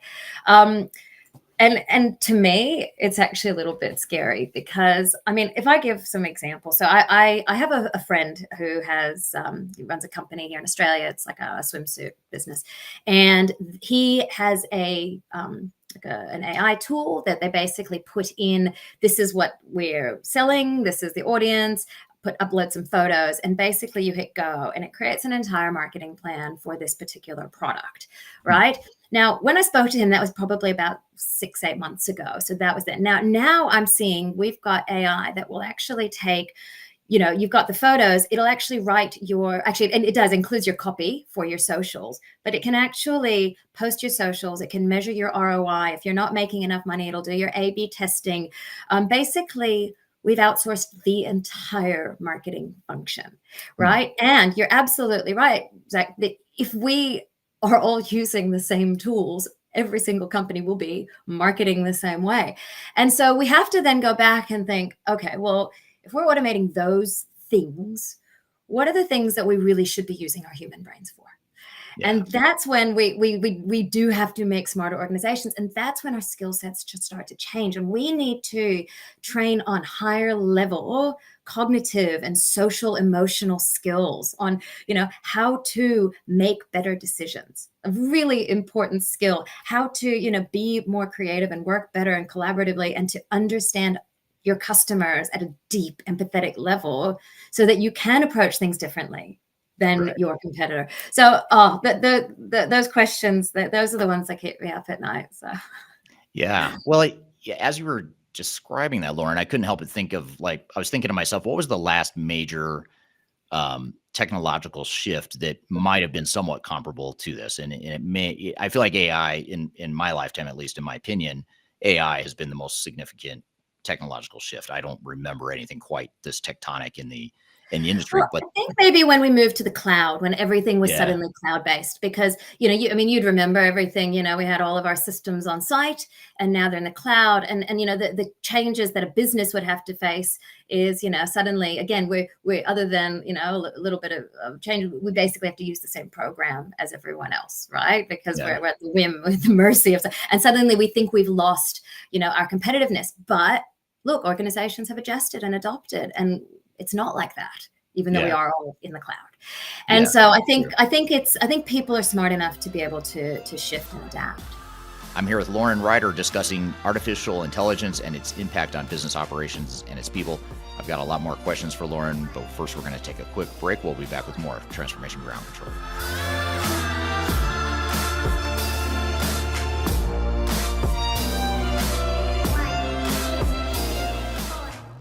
I recently published my first book. It's called The Final Countdown, Strategies to Reach the Third Stage of Digital Transformation. And I wrote this book because I really wanted to find a concise way to share some of my knowledge around digital strategy and how to get started on a digital transformation journey. So in this book, I cover 3 different sections. I cover the people, process, and technology aspects of transformation, with the idea that it's meant to be a starting point, a launching pad for organizations and team members that are going through digital transformations. So I encourage you to buy this book. You can get it electronically, you can get it paperback, or you can get it in hard copy, as I'm holding here in front of you. You can get it by going to thefinalcountdown.com. You can also search for it on Amazon if you shop at Amazon. Otherwise, just go to thefinalcountdown.com. Love to hear your feedback on this book as well. So I hope you check it out and hope you enjoy. I'm excited to share our newly released 2024 Digital Enterprise Operations Report. This free download is available on the Third Stage website at thirdstage-consulting.com. This report is truly packed full of technology-independent and agnostic insights for your project to ensure that you're strategically optimized for success. Download your copy today with the QR code in front of me or visit our website for more details. These things take time, mom and dad, they have a good life. But what am I gonna do with mine? Hello, welcome back to Transformation Ground Control, episode number 167. My name is Eric Kimberling here at Darian Chwialkowski. You can find new episodes of this show every Wednesday at transformationgroundcontrol.com. The show is sponsored by Third Stage Consulting, which is an independent tech-agnostic consulting provider that helps clients throughout the world with their digital transformation journeys. I'm here with Lauren Ryder from Leading Edge Global. She's the CEO of that company. She's joining us from Sydney to chat about artificial intelligence and the impact on business operations and people. And let's jump back into the conversation. When you think about like in the 90s when the internet was first, even before a cloud, the precursor to the cloud obviously was the internet. And you think about like the big changes that the internet entailed. That entailed a certain amount of automation that came with the internet, a certain amount of open access to knowledge and sharing. And we suddenly, as a human race, over the last 25, 30 years, have become exponentially smarter in a faster, shorter period than, decades or centuries before us. So you'd think, well, maybe the internet was similar in that, that you could have said the same thing about the internet. It's going to make us all equal. It's going to make businesses equal because now all of a sudden we're all accessing the same information, the same data. But that's not the case. I mean, there's still winners and losers and some that outperform others. So I've got to think the same is going to be true with AI. It's going to be, in the short term, I think it's going to be people that embrace AI and figure out how to use it to their advantage in the short term. Longer term, as your competition catches up, of course, then you've got to keep innovating and figuring out new ways. But I think you're right. I think the human component can't go away. I don't see how it could. I think it's just going to, like you keep saying, it's going to change your job and change the skills that you need in this post-AI world that we're in right now. Well, that's right. I mean, I've got teenage kids. I tell my 17-year-old daughter, I said, the job that you're going to have doesn't exist today. Yeah. So things are changing. And I do think it's really just flows down to human nature. As you said, the internet, we adapted. The cloud, we adapted. And people just want to win. People want to do better. They want to improve themselves, right? And so we will find ways around it. That's just human nature. Yeah. Here's another question on YouTube from Amin. Thank you for all the questions, Amin. And after all these questions, I hope I'm pronouncing your name right. So because if I'm saying it wrong, I've said it wrong many times. But The question here is a BCG, Boston Consulting Group study showed that learned language models make individuals more productive, but when it came to a group, it makes it the opposite. So it's making groups less productive. Have you seen anything along those lines, Lauren, or is that? I haven't seen that study. And what I can say is, when I do sort of introduce and talk about this, I say, these LMs and the Gen AI, the tools that we use are great for personal productivity. And so, and that's exactly what I call them. They're personal productivity tools. And what I talk about is enterprise AI. And so to me, I see it actually, they're different. It's a different conversation. So yeah, I can see how that study would give you that information. I mean, when it says when it comes to a group, I don't know if they're saying they're using the same kind of tool together, or whether it's something like, as I mentioned, a great, that customer service example where they start learning through what the customers and the employees are putting in, and they learn what to do. And yeah, that would make people less intelligent, because you get fed the information. So if you're sitting at a customer service desk and the language model has learned for you, of course you don't need to be creative, because somebody calls in for a password reset and it's heard it, it knows it, the password reset's already in the person's inbox without you having to do anything. Absolutely, you're not going to be doing any more work than you have to. So if that's what that study is referring to, I get it. Yeah, that makes total sense. And I'm going to keep rolling with these questions here because they're really good ones here. This is from YouTube as well. How do you answer an employee that is reticent to AI, who tells that being more productive is to make ourselves work more?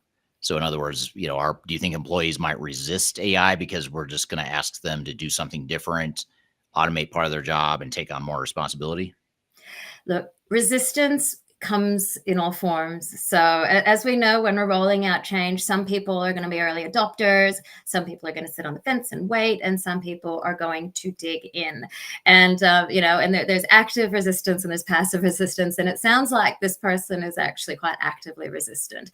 And I would say that those are actually the easiest people to deal with in an organization, because you know exactly what their problem is. So you start using some really great questioning techniques. I don't know, like 5 why. Why do you think that? Why? Get them down to the real essence of why they're actually saying this. Because what they're saying is be more productive, make ourselves work more. Why do they think that? Because this could be something that is some sort of unconscious bias they've had since they were a child about, the nature of work. Well, that's cool. We can work around that. Right. But, if we can address the why they actually feel that way, that's actually easy. And then, as I said, the next big step is to demonstrate, actually show them, because at some point they're going to go, I still don't like it. Okay. You know what? Let's get this one out. Let's pilot it, or just show it. Just do the first one, shall we say. Next, we've got it. We've got you on board. How cool is that? Yeah. Very, very true. And I agree with the active resistance in some ways is easier to deal with because it's so obvious. It's on the surface. It's not hidden. There's no passive aggressive nature to it. Typically it's something you could tackle head on. This is just more of a comment from William on YouTube. He says clients will resist AI the same way they resist everything else. So he's not the glass half full kind of guy when it comes to AI. It sounds like he's glass empty perhaps when it comes to people's acceptance of AI. But you could be right. We'll find out over time. I remember when when I was a kid, my parents worked at Digital Equipment Corporation, and they were, which no longer exists, but at the time it was a fairly big computer manufacturer. And I remember when robotics were first coming around in the 80s, and it was becoming kind of a big deal for manufacturing. And they were introducing robotics on the manufacturing floor of Digital Equipment. And I remember the fear that I heard from my parents, but I also heard it from others. Even as a kid, I remember everyone was sort of afraid that the robots were going to take all the manufacturing jobs. And even today you look and you're like, that hasn't really happened. There's a ton of robotics now on manufacturing shop floors, but it's totally changed what it means to be a manufacturing shop floor clerk or a warehouse clerk. Your job's different. You're not, it may have eliminated some over time through attrition, like you mentioned, but I feel like it's just changed it and people have had to adapt to it. And for the most part, I think they have. And I've had a really great example recently. I met with this guy. They're one of the biggest farmers in Australia, but they're particularly the biggest tomato farmer, or tomato for our American viewers. And so they've actually built robotics through their entire a greenhouse, call it greenhouses. I say it's huge. And so they've got these robots running back and forth, and they're fertilizing. Initially, they're going to be picking. They're going to be doing all sorts of farm work. And so I said to him, obviously, my first question is, okay, so what about your workforce, right? Because right now they have people walking around fertilizing tomato plants. And so what do we do? So it turns out, for something like farming, they, I don't know if anyone across the world knows this. If you do want to come to Australia, we have visas where you can actually come and pick fruit and vegetables at farms. And so it's pretty cool.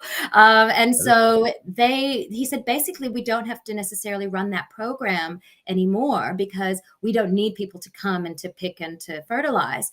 However, he said, the staff that we have, what we're doing is we're upskilling them.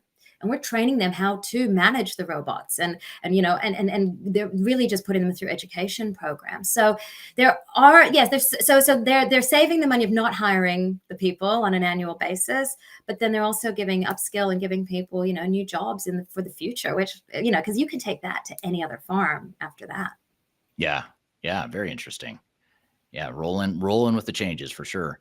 Now you mentioned before, Lauren, you talked about culture and the importance of shifting a culture to be more in line with adopting AI and even other emerging technologies. But beyond that, what are some of the biggest impacts on people at organizations that are deploying AI initiatives? Yeah, so I think, the first one is we need to make sure we're structured the right way. And the thing is, there is no right answer for this one, because as you know, you'd work in an organization where IT is centralized or it's not, or, we outsource or we don't. There's all sorts of different ways that a company can structure their business. But, there are a few options. And I think, one that works really well is having some sort of an innovation team who sits, who runs that with the data. Like you might already have a data team. And we actually bring some innovation into that. So they're actually responsible for the culture, but also for the data and how we actually roll that out. So having that kind of leadership level that's actually driving that change as far as people impacts, I think that is a really sort of necessary function. So it might not be an individual role, but you might give that as a job to somebody who already exists. So I think that's really big. I think, I suppose so some of the other kind of things that are impacting people. Yeah, I think it's the structures, I think, are the big one, and how we actually work within the organization and with our robots. So mapping that out and understanding what our job role is today and then what our job role is in the future. So we've kind of got two parts of it. One's the management and the delivery. So do we have an in-house team? Do we outsource? All of that sort of thing. But then we've got the people who use it. And what does that mean? And so, so as I said, this is not an isolated thing. We bring HR in for this, because if people's jobs roles are changing, we need to make sure that that's included. And maybe their KPIs need to change as well because of what they're doing differently. So I think, when it comes to people, we have to look at every single impact from every single side as we roll it out. Right. Yeah, absolutely. And, identify what the change impacts are and, how processes are going to look, how exactly they're going to use AI, what they shouldn't do, what are the parameters, to your point earlier. If you've got confidential information or IP, you want to make sure you're not using open AI models for that. So it's just, kind of defining people's jobs, their roles and responsibilities, and setting those expectations. It's really no different. In a lot of ways, it's no different than deploying ERP or CRM or a financial and accounting system. I mean, it's kind of the same thing. It's just different technology. And different it's the same thing, but with nuances, right? And so you have to go, okay, well, I always say, we start with strategy and planning. Okay, that's great. But again, as I've mentioned, how do we choose what we actually going to automate, or what technology are we going to use? Where are we going to find our data? How are we going to structure organization people? How is our adoption going to work? So all of the areas that we look at on any single project. But as we've discussed, we just have some AI nuances that we need to weave through as we roll it out. I'm here with Lauren Ryder discussing artificial intelligence and its impact on business operations and its people. I've got a lot more questions for Lauren, but first we're going to take a quick break. We'll be back with more Transformation Ground Control.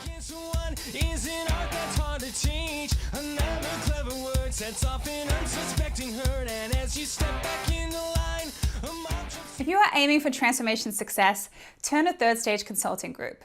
Third Stage's independent and technology agnostic consulting team helps clients define their digital strategies, define their roadmaps, and manage their transformations. With offices in the US, Europe, and Australia, our team helps the world's most forward-thinking organizations through their transformation pitfalls and risks. If you are embarking on a digital transformation or business change initiative, contact Third Stage Consulting to see how we can help you reach the third stage of transformation success. Learn more about us and download independent reports, videos, and other best practices at thirdstage-consulting.com. Are you looking for ways to promote your product or service to enterprise technology decision makers and influencers throughout the world, like the ones who listen to this podcast? Major Tom Productions creates media, events, and influencer marketing for B2B technology providers. Our productions are exciting, educational, disruptive, and effective. Most importantly, they create results. Our content is unlike any other in this industry, engaging, influential, and trusted by technology buyers and influencers throughout the world. Each month, our productions reach hundreds of thousands of targeted buyers and decision makers who trust and engage with our honest and tech-agnostic content. With long-tail viral results and engagement with our content, Major Tom Productions provides a way to reach your target market and create awareness, calls to action, and a connection with potential customers. So collaborate with us today. Learn how we can feature your product or service on podcasts such as Transformation Ground Control, Journey to S4HANA, and Journey to Dynamics 365. We can also feature your brand on our YouTube channel called Digital Transformation with Eric Kimberling, which boasts over 100,000 subscribers and over 2 million video views per year. You can also participate in our in-person events, including our Digital Stratosphere Conference. Contact us today to learn more. We can tailor a marketing campaign that works for you. We look forward to helping more people learn more about and become engaged with your brand.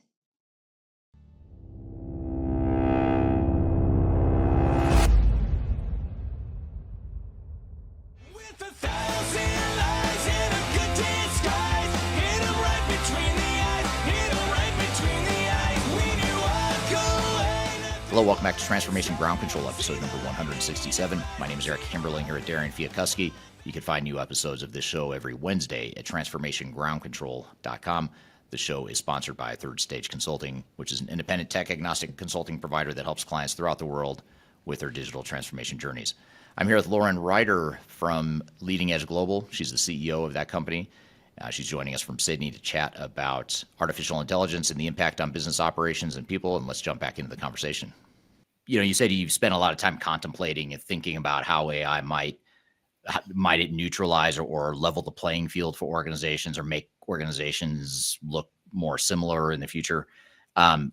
Aside from that, you know, how do you predict that organizations will adjust to AI and other emerging technologies in the coming years? Like, if you were to get your crystal ball out, what do you see happening with AI within the enterprise and business space? Yeah, so I think so. I actually heard this incredible story about this team that wrote some sort of an AI that created an organization, had a CEO, a CFO, a CMO, I don't know, developers, etc. And they set it to go, and they all spoke to one another. They created a company, they created a business idea, and then within something like 42 seconds, they had a working website that could actually do, trading, right? So if we look at that as the future, that businesses, could be fully automated, like 100%, do we even need it? And I will tell you, just on that story, apparently the CEO didn't have much to say. Oh, really? That was good. Yeah.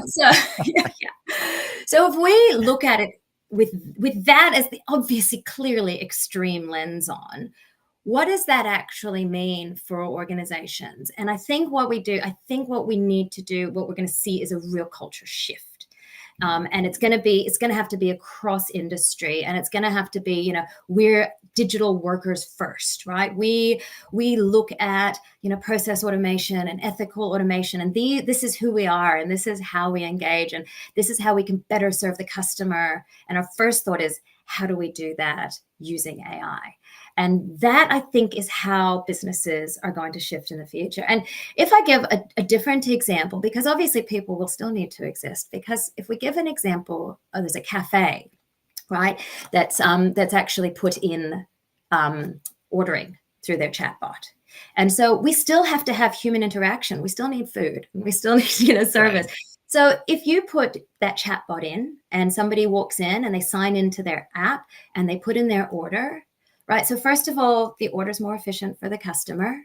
They can get like personalized recommendations. Oh, you ordered a latte yesterday. Do you want a latte with caramel today, or whatever? Or they just suggest what you already have. They know you, right? And they can upsell you, right? What I love about that is we suddenly have data on when people are buying, how often. So we know how many staff to put on.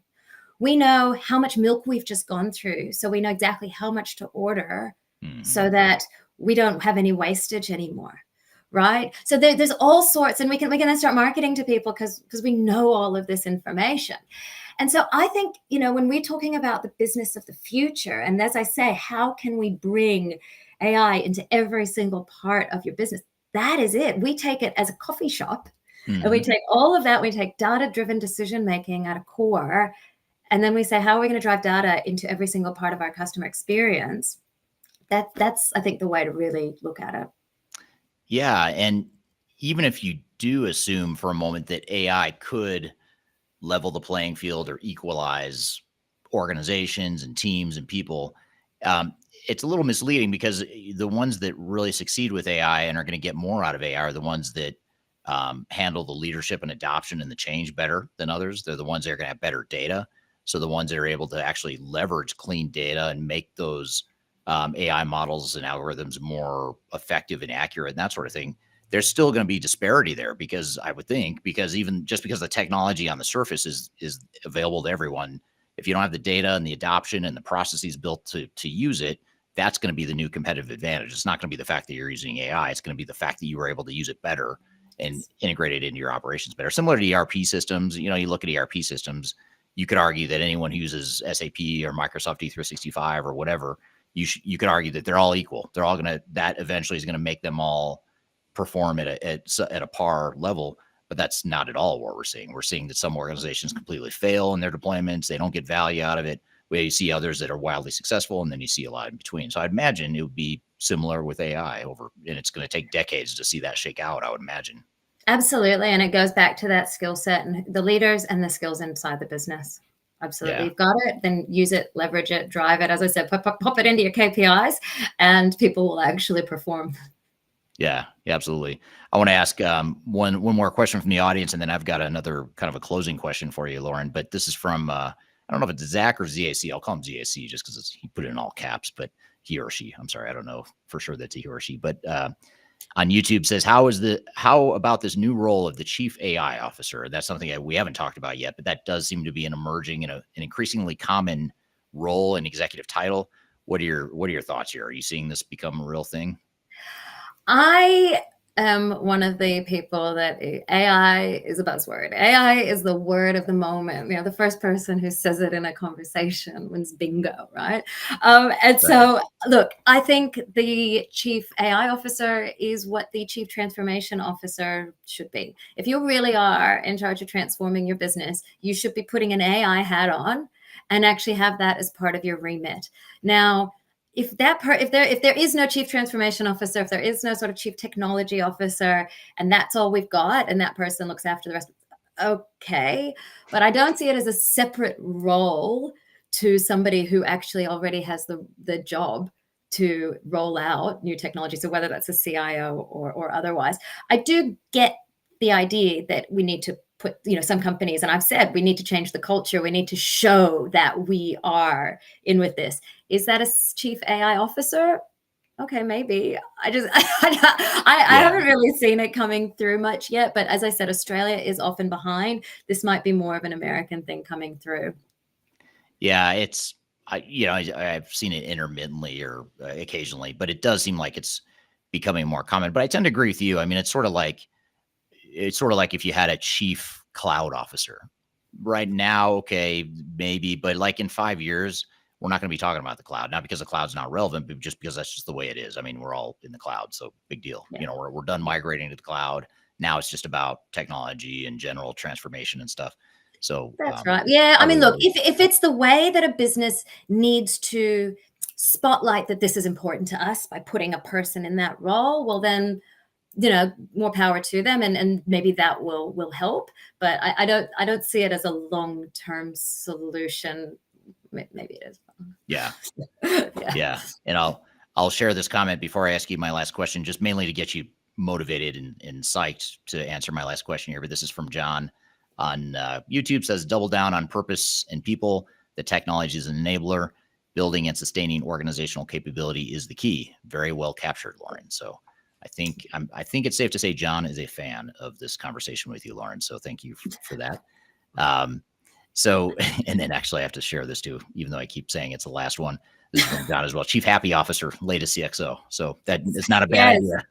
Yes, I love that one. Isn't that what we're trying to do? We're trying to get happy employees and happy customers. I mean, that's the hallmark of a great business. And so, yeah, Chief Happy Officer. That means we automate everything. Go for it. Exactly. Love it. So just to sort of bring this all full circle and put a bow on it, what are your recommendations in sort of first steps for an organization or a team that's thinking about AI, or they're not sure how to get started? Where do you recommend your clients get started in their journeys to AI? Yeah. So my first thing is, don't start with the technology. Leave that. Start with your problem. Start with your problem statement, your problem definition. As I say, it's easier to start with a customer problem than it is anything else, or if you have some serious inefficiencies in your business. So find out, where that 20% that really is a real challenge area, and start looking at that. And it also look at your data, look at what you've already got, understand what you can take and what you can leverage. I think, if you are challenged, one thing that we do is we run a workshop with our clients where we actually workshop through all of these questions. We have a whole, way we look, what do our business needs? What is our ROI going to be? Where are we going to start? All of those sort of questions that we work through. And also, what technology do you already own? You might already have AWS or Microsoft. Is that the right platform for you to start on? Maybe, maybe not. So there are a lot of questions that come through, but I say just start with understanding what your problem is, and then it'll take off from there. Right. It's great advice. That's a great place to start. And I think if we sort of take the buzzworthiness away and just back up and look at our business and the problems and what we're trying to accomplish, I mean, it really, for any technology, it comes back to that. What are you trying to accomplish? How are you going to get your people on board? And then how can you selectively use technology in the right ways to make your business better? So it's really no different. The good news is there are nuances, like you said, but it's not that different than how we've adapted and tried to figure out how to use other technologies over the years. So that's very cool. So tell us the best way to learn about you. I'm going to share on the screen here. I'll share a QR code that'll take you to Lauren's company's website. But what are the best ways to connect with you personally on social media, or what's your preference? Sure. So find me on LinkedIn. That is my prime platform. We do have some others, but that's where you're going to find me. So just look up Lauren Ryder and go ahead and connect. Would love to have a chat and continue the conversation. Yeah, absolutely. And it's Ryder, Ryder too. If you look her up, make sure you spell Lauren's Lauren and Ryder's Ryder. Just make sure you get the right Lauren Ryder, based out of Sydney, Australia. So, well, great. Well, thanks for being here, Lauren. This was a great conversation. Super fun. You're a great guest. You're an even better podcast host. So do check out her podcast. When you get a chance on Apple Podcast, YouTube, etc. Love to have you back again and continue this conversation, because we could have gone for hours longer. So thank you for being here. Thanks so much for having me. Thank you, Lauren. Great stuff. Appreciate having you on the show and hope to have you on again soon. Thank you to the audience questions. There's some great topics we covered there, and got a lot more to cover here, though. First, we're going to take a quick break. We'll be right back with more Transformation Ground Control.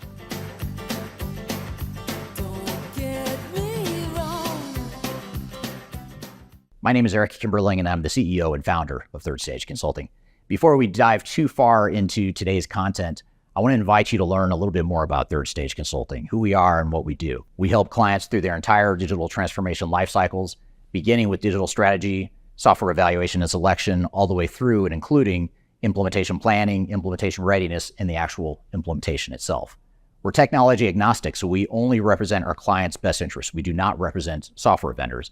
But having said that, we work very closely with software vendors, all the leading players that you can imagine we've worked with, both in helping clients evaluate and select them, but also in helping clients implement those solutions as well.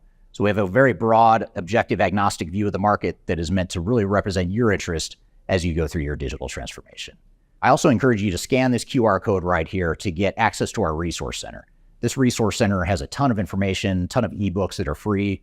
You have access to top 10 software rankings, playbooks for how to make your project more successful, guides to change management, YouTube videos, all kinds of stuff that are going to help you through your digital transformation. So I encourage you to scan this QR code to get access to those resources. And please feel free to reach out to me directly to brainstorm ideas about your project. Even if it's just informally, you want to bounce around some ideas and get some informal advice, I'd be happy to spend some time with you. So feel free to reach out to me. I've included my contact information below. You can also find it in the description field of this video as well. The last thing you want to have happen is for your digital transformation to end up in court.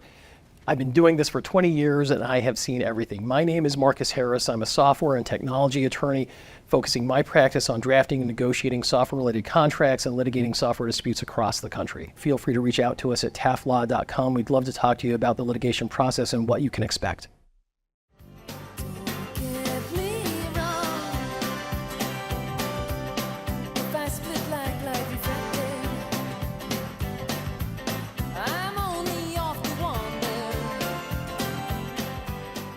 Hello and welcome back to Transformation Ground Control, episode number 167. My name is Eric Kimberling here at Darian Chwialkowski, and we just had Lauren Ryder on the show discussing artificial intelligence's impact on operations and people. What were some of your thoughts and takeaways from that conversation, Darian?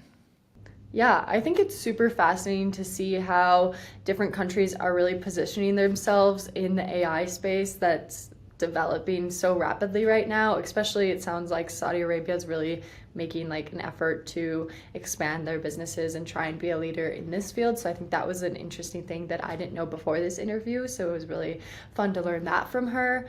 One question that I did take away from this conversation was, I don't know if we've ever discussed this before. I know we've discussed how AI is going to affect the industry and what people can expect. I know Lauren kind of touched on this, but how do you see the role of employees evolving, and what skills do you think employees will become more important for employees or valuable for employees in the future with an AI-driven workplace? Yeah, great question. I think first and foremost, the data science discipline will become more and more prevalent. I was just at a few weeks ago, we took our older son to visit colleges in different campuses throughout the United States, and we visited several different campuses, and we were on these panel discussions, where they have students that are at the college and they talk about how much they love it and why they picked the school and all this good stuff. And I remember this one panel had 5 kids on it, all different majors. Like one was marketing, one was biochemistry or something, and one was government affairs. They all had these different majors, but every single one of them said their minor was data science, which I found really interesting because it wasn't just business or computer science type people. These were just kids that were studying all different kinds of stuff. And I had been trying to convince, it was kind of funny because I was trying to convince my older son that you should think about data science at least as a minor, take some classes in it no matter what you do. He wants to do finance and sports management.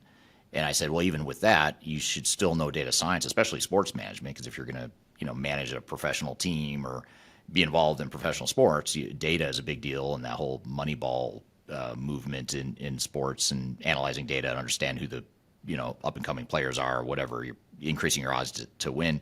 And he said, no, I don't need data science. It's not, no one really studies that. So it was nice to go to this panel and have all 5 kids on this panel all say they're minoring in data science. So I think he's starting to soften up a bit. But the reason I bring it up is I think that is an area that, and I'm not just saying this because my son listens to the podcast, because he doesn't listen to the podcast, but if he did, I would say the same thing, which is, data science is a really important area to be in. So I think that's the biggest thing, is that it's going to require a knowledge and understanding of data science. And it's also going to, I think, create a higher level, strategic level of thinking that a lot of employees don't have right now. If you think about time that the average employee spends looking for information or doing something manual, that in the future will be automated or become part of an AI model.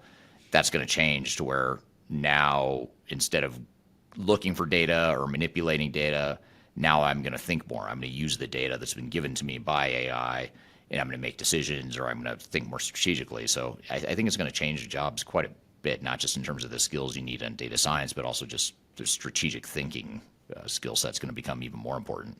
Yeah, that's definitely interesting.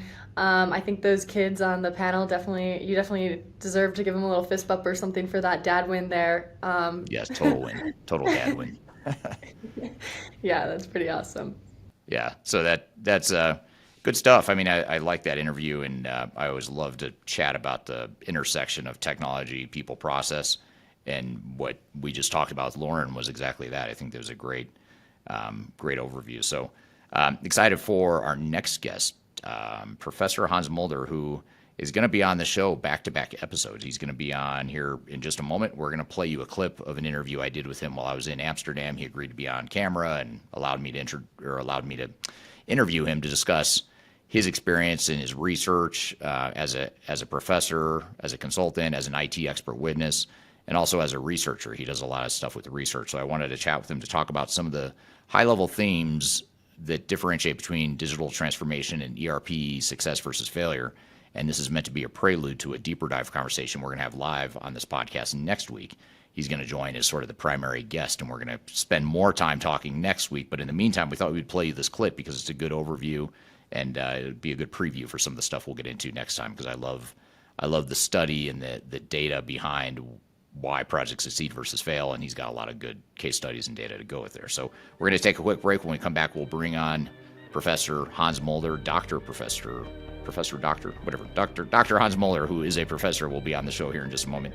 So be sure to stick around. We'll be right back with more Transformation Ground Control.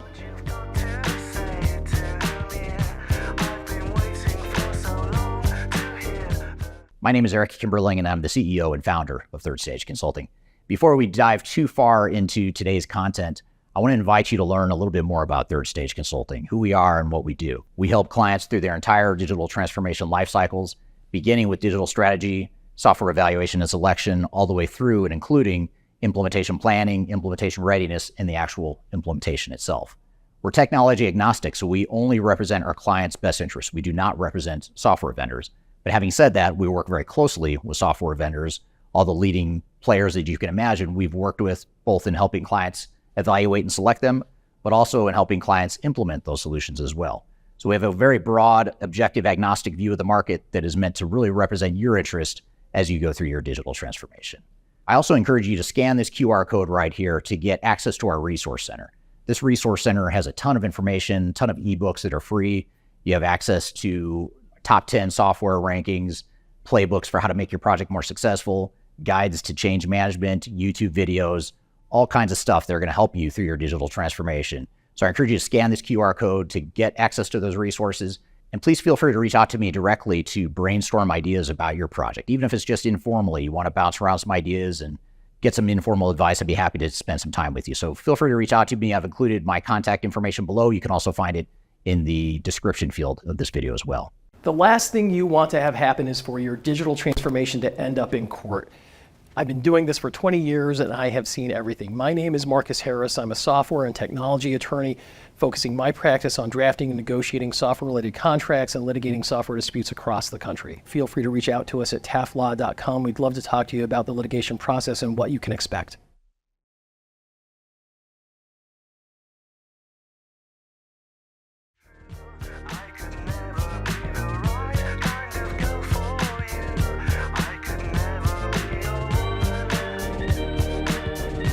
Hello, welcome back to Transformation Ground Control, episode number 167. My name is Eric Kimberling here with Darian, Chwialkowski. You can find new episodes of the show every Wednesday at transformationgroundcontrol.com. You can also view past episodes of this show at transformationgroundcontrol.com. The show is produced by Major Tom Productions and sponsored by Third Stage Consulting. So I'm excited for our next guest on the show, Professor Hans Mulder, who is a professor at University of Antwerp. I got a chance to meet him while I was in Amsterdam a few weeks ago. And we had a great conversation that we caught on camera where I asked him a bunch of questions about ERP success versus failure and what some of his research shows along those lines. So with that being said, let's roll the clip of my interview with Dr. Hans Mulder. So I'm here with Professor Hans Mullen to discuss the million-dollar question, which is why do some digital transformations succeed and why do some fail? And Professor, first of all, thank you for joining today. Thank you very much for inviting me, Eric. Absolutely. So before I jump into these tough questions I've got for you about transformation, success versus failure, maybe just tell us a little bit about your background. Well, it all started with my dad, who was working for a digital equipment corporation in Boston in the 1970s, so more than 50 years ago. And then he started his own company doing implementations, and then it went wrong. So the law of Murphy came by, and we wanted to know why are we not succeeding in our digital transformations. So that led for me to a different course. I was not an expert as my dad was by having a course of 2 weeks writing code. Now I had to do high school, university, PhD to get the right level of understanding what makes a project successful. Right. And now I'm a professor at different universities. One of which is the University of Antwerp, where I'm lecturing about IT management, IT projects. And I'm also doing work for the courts as expert for the courts. And then the courts expert has to say this is a good or a not so good project. And that's a hard question. That's a million-dollar question indeed, Eric. So we had to do some counseling. We went to Boston, we went to Harvard, we went to MIT, and we met the people of the Standish Group, which were doing research already then and have a database of more than 120,000 case studies on IT projects. Oh, that's interesting. That is interesting. That's interesting. And then we figured out that it can go right, but most likely if you don't do it right, it goes wrong. And that is the reason I'm here today, to talk with you about the research of the universities, but also about the research of the Standish Group in Boston. Right, absolutely. And I'm also curious, in a moment I want to ask you some questions around your expert witness experience and compare notes, because I do expert witness work, you do expert witness work. It'd be good to compare findings there. But before we jump into expert witness lawsuit related discussions, what about your research? Your research, are there certain themes, high level themes or summarizations of what causes a success versus a failure in a digital transformation? Yeah, it is. So I was asked by the Dutch Parliament in 2014, and they asked me what is the top 3 of success factors or failures. And according to research, it is about people, people, and people. Only 3% is about technology. 3%. 3%. Yeah, that's even lower than I would have thought. That's very low. So I have seen terrible software systems implemented beautifully. I have seen beautiful IT systems implemented worse. So what we can see here is that the human factor is very much important. And from the IT perspective, that is odd, but from the perspective of the business, it is very normal. So what we have seen, and that is what we are trying to figure out now, is how to have continuous change. That's one of the research topics we have. I think that Agile is very much a solution for IT, but I think that we should have flow for the enterprise. Continuous change on a daily basis. And of course, IT is of the greatest importance. Right, that's very interesting. And that 3% is almost shocking that it's only 3% related to the technology, because it appears, in my experience, as though an overwhelming amount of investment financially and resource-wise goes into the technology, the 3%, and not enough focus on the 97%. Is that something you've seen in your experience as well? I've seen the same as you have, but we have seen that the most of the budget is going to meetings. Interesting. Meetings, so people are talking about the technology, how to make the decisions about how to implement the technology. And if you can see the budgets, I think that could be vice versa. It could be if we have less meetings, more intensive meetings, then we could reduce, I think, the overhead of the projects with more than 20-30%. So I think that if we're looking at the real cost, the hidden cost, and Standish has written about papers about it, the hidden cost, it's almost likely that we have about 30-40% of meeting time which we could very much invest elsewhere. Now I've heard you discuss in other sessions and hearing you speak in the past, I've heard you discuss decision latency. Yes, this true. concept around decision latency and how that contributes to failure or success. What is decision latency and how does that affect a digital transformation? Yeah, that was actually a finding. So when we work at the standards group on a case-on-case basis, and we saw that some projects had a decision issue. Namely, when you request from the project to the board for some change in the program, it took them more than 6 weeks to get an answer. And what are people doing in that 6 weeks? Waiting? Well, let's do something else. Right. And then the preferred answer after 6 weeks was opposite of what they expected. So they had to reverse all the decisions that were taken in the last 6 weeks, and it became worse and worse and worse. So we saw that decision latency is actually not about the quality of the decision, but the timing of the decision. And we're looking at sports, you can see the same in sports. It's about the timing. So it should be able to have a decision in a day. But how are we organized in that way? That is the difficult part of it. Right. So we have seen that it is a very good indicator, decision latency, especially when we relate it to 3 things, namely the organization. We talk about the good organization which is able to adapt to the change. We have the good team, which are the real working horses. They're working to make the change happen from the good team. But actually there's a 3rd independent factor, which we call the good sponsor. And the good sponsor is not overseeing, but is inspiring, is daydreaming, is articulating the vision, is making the organization as a soul, seeing what are we going to do? What is the real necessity of this project? And we have seen that decision latency is an indicator. If the decision latency takes more than 2, 3, 4 weeks to get an answer from those 3 bodies, well, then actually the chances are very low. Right. So there are indicators. And it also leads me to another thing which is nice of research. If you have a database of 120,000 case studies, and you tell me I'm going to start this project, then I'm going to figure out what are your dimensions. Well, I have a team of 50 people. So I'm looking in the database. Give me all the projects of 50 people. You're working internationally. Give me all the projects which are international. I'm working in manufacturing. Okay, so there's 3,127 projects, they are lookalikes of your ideas. Do you want to know your chances? What are your odds? Well, your odds are about that you're going to fail for 44%. What should we change in our plan to increase our chances? So that is why I'm very much interested in the statistics. Right. Because, of course, we have lies, big lies and statistics. But the other way around, statistics are also a way to discuss those odds and see what really needs to change. And what we have seen is you don't have to change the spreadsheet. You have to improve the skills. You have to improve the skills of the good sponsor, the good skills of the team, and the skills of the organization. That are the things which works fine. So it is not that you can start from day one with a skilled team. The team has to know each other, how to work, how to behave. Right. And that's what we call emotional maturity. So when looking at this kind of data, we are not going to talk only about what is your business case, what is your spreadsheet. I want to know you. How do you are fitting in the project? Do you know each other's first name? No, we never worked before. Okay, that's right. But then I don't want to have results in one day. I have to wait a little bit more that you get acquainted to each other.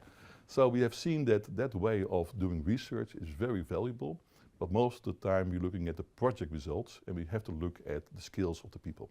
Interesting.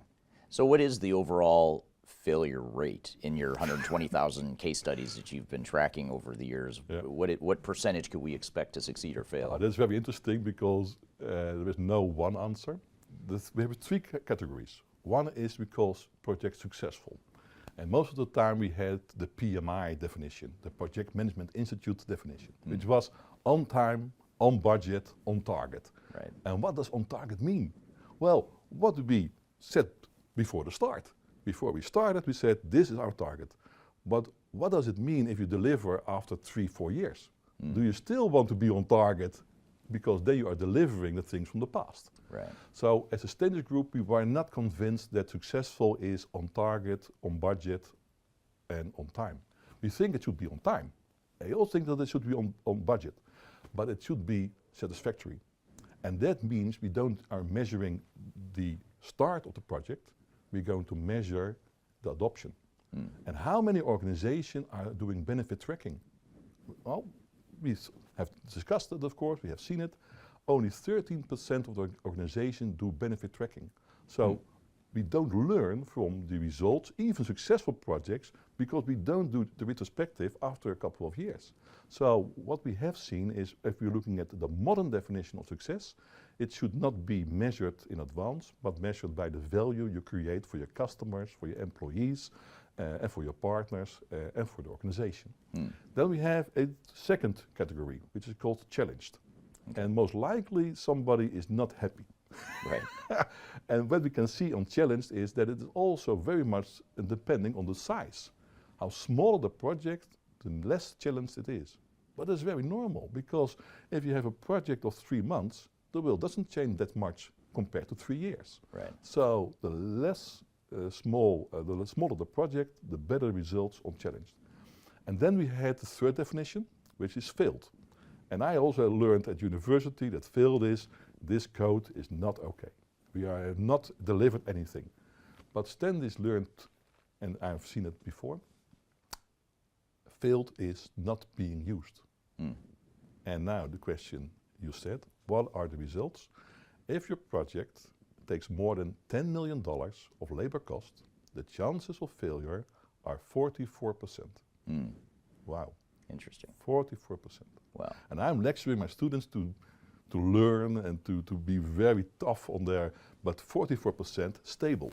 Right. Not just this year, but also 25 years ago, it was 44%.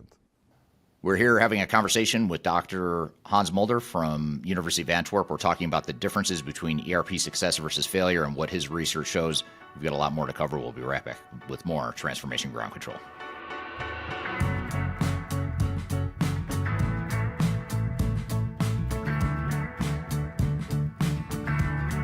People oftentimes ask me how I built such a strong social media following on YouTube and LinkedIn and Facebook and other outlets. And the fact of the matter is it took me a long time to build a following through a lot of trial and error, making a lot of mistakes. Had I known that there were companies out there that could help me build my brand, I would have done that a long time ago. I didn't know that, but the good news is that there is today a consulting firm that will help you through building your own personal brand through some of their training programs. The company is called Roloff Consulting, and if you're familiar with Emma Roloff, she's someone that I've had on this podcast before, and she's well known in the digital transformation space as well as the sales space, and she's big on TikTok, YouTube, and LinkedIn. And she and her husband have started a training course and a training company that focuses on helping people build their personal brands and helping them to sell themselves digitally. So whether you're a salesperson that's trying to reach more customers or you're an individual that's just trying to build your personal brand, that's something that they help with through their training programs. And they've offered listeners of this podcast a free 5-day LinkedIn challenge. And I encourage you to check it out. I've included a link below for this podcast. If you go to the podcast notes, you'll find a link that gets you free access to this 5-day challenge where you'll get step-by-step guidance. You'll get real results. So you'll get some tangible results from the program. And you also get a special offer at the end of it. So it's exclusive to listeners of this podcast. Be sure to check out the link below if you want to work on building your personal brand, or if you're in sales and you're trying to reach more people. Whatever the case may be, check it out. It's free to listeners of this podcast. You can check it out via the link below. Interested in working for a company that truly values your unique skills and experience? Here at Third Stage, we don't hire based on resumes alone.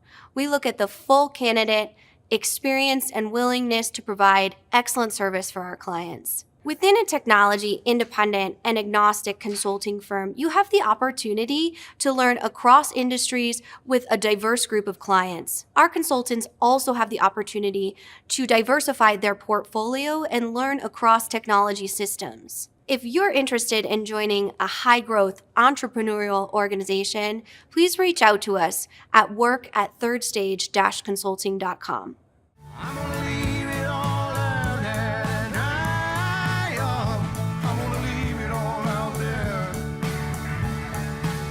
Hello, welcome back to Transformation Ground Control, episode number 167.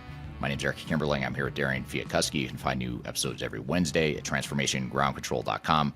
I'm here with, or playing a clip with Professor Hans Mulder talking about ERP success versus failure. Let's jump back into the conversation.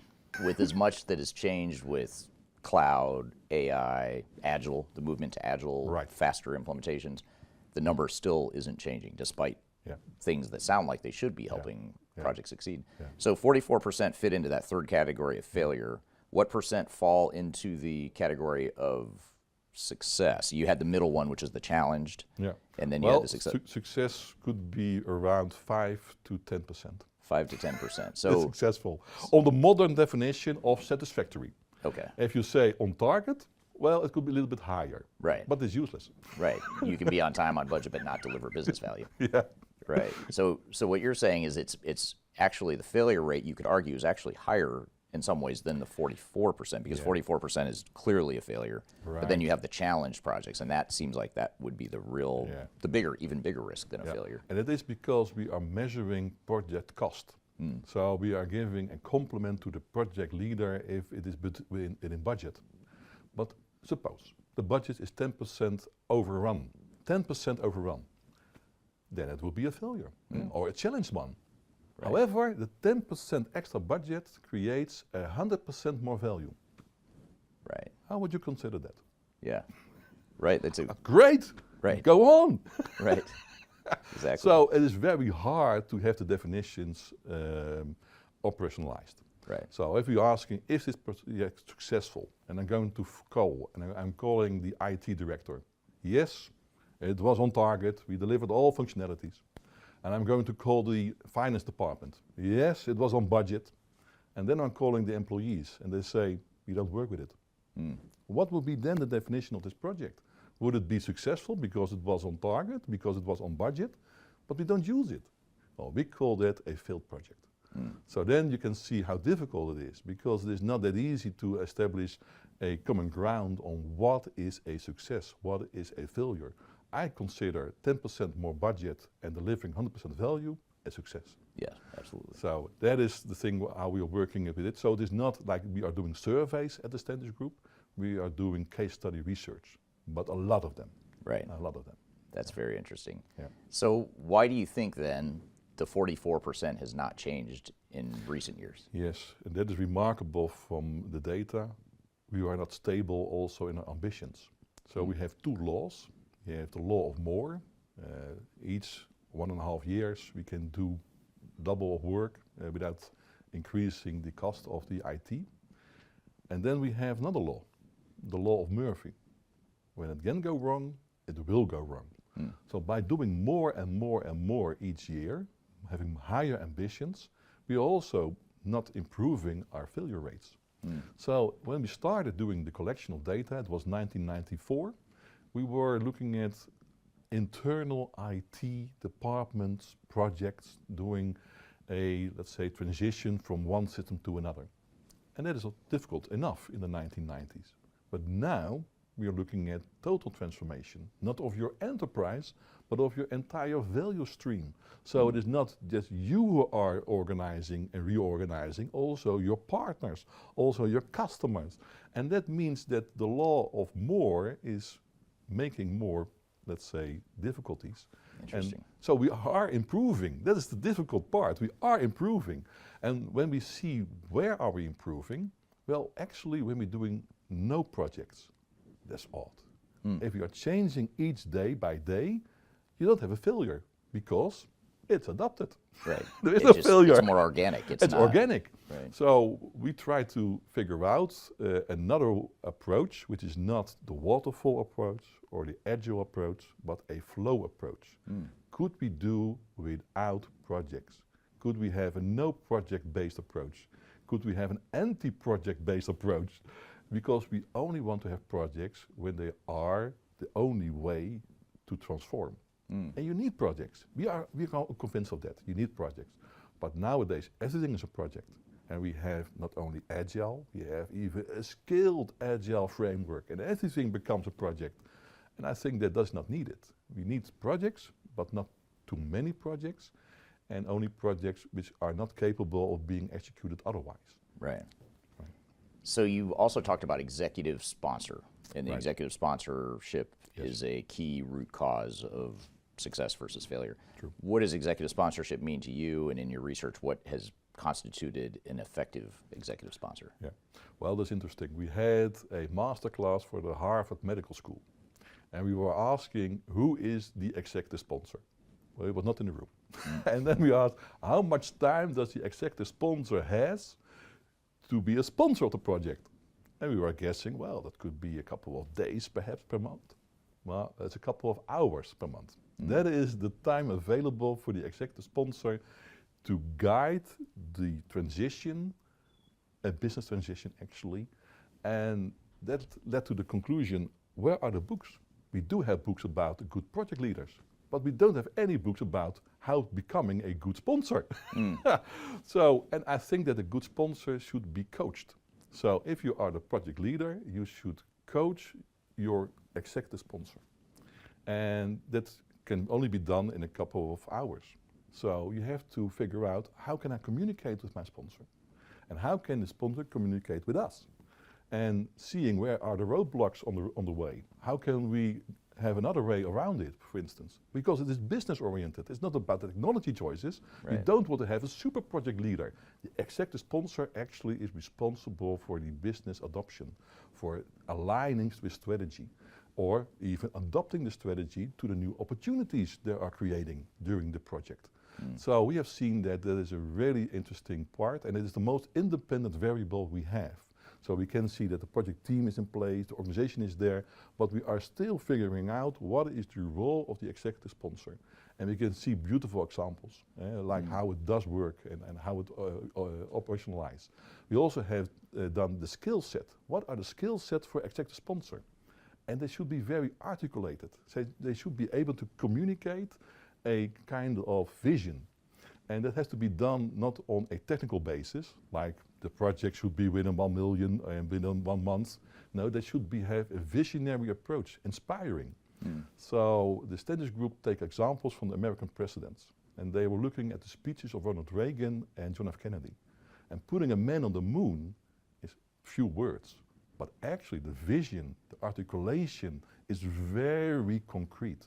So we think that we can learn a lot from leadership, and we should implement that in our projects by having an executive sponsor. That's very interesting.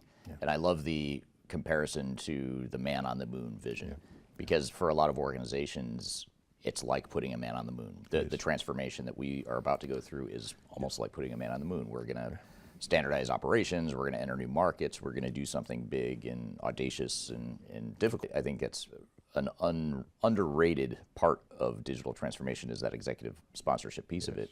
So how do you reconcile the fact that most executives appear to only have a couple of hours per month to focus on being a good executive sponsor? How do we reconcile what's needed in the role and the reality of their capacity and abilities? Right. We have a kind of scale, and we don't want to have a mother hen which is always there, because that will bother the project leaders. We also don't want to have to be somebody who's absent. So how to be visible, how to be in place, is to be communicative. So I think that it starts with taking your platform, taking your moments where the executive sponsor is able to organize the shared vision. And it all starts, I think, with listening. So the good sponsor is not somebody who says, this is how it should be done. They ask you, Erik, how do you think it should be done? Okay, thank you. How do you think it should be done? Let me continue, and then you can see that we are all on the same page. So the most important thing, I think, of the executive sponsor is to build consensus and to make sharp decisions. And now we come back to, again, decision latency. Right.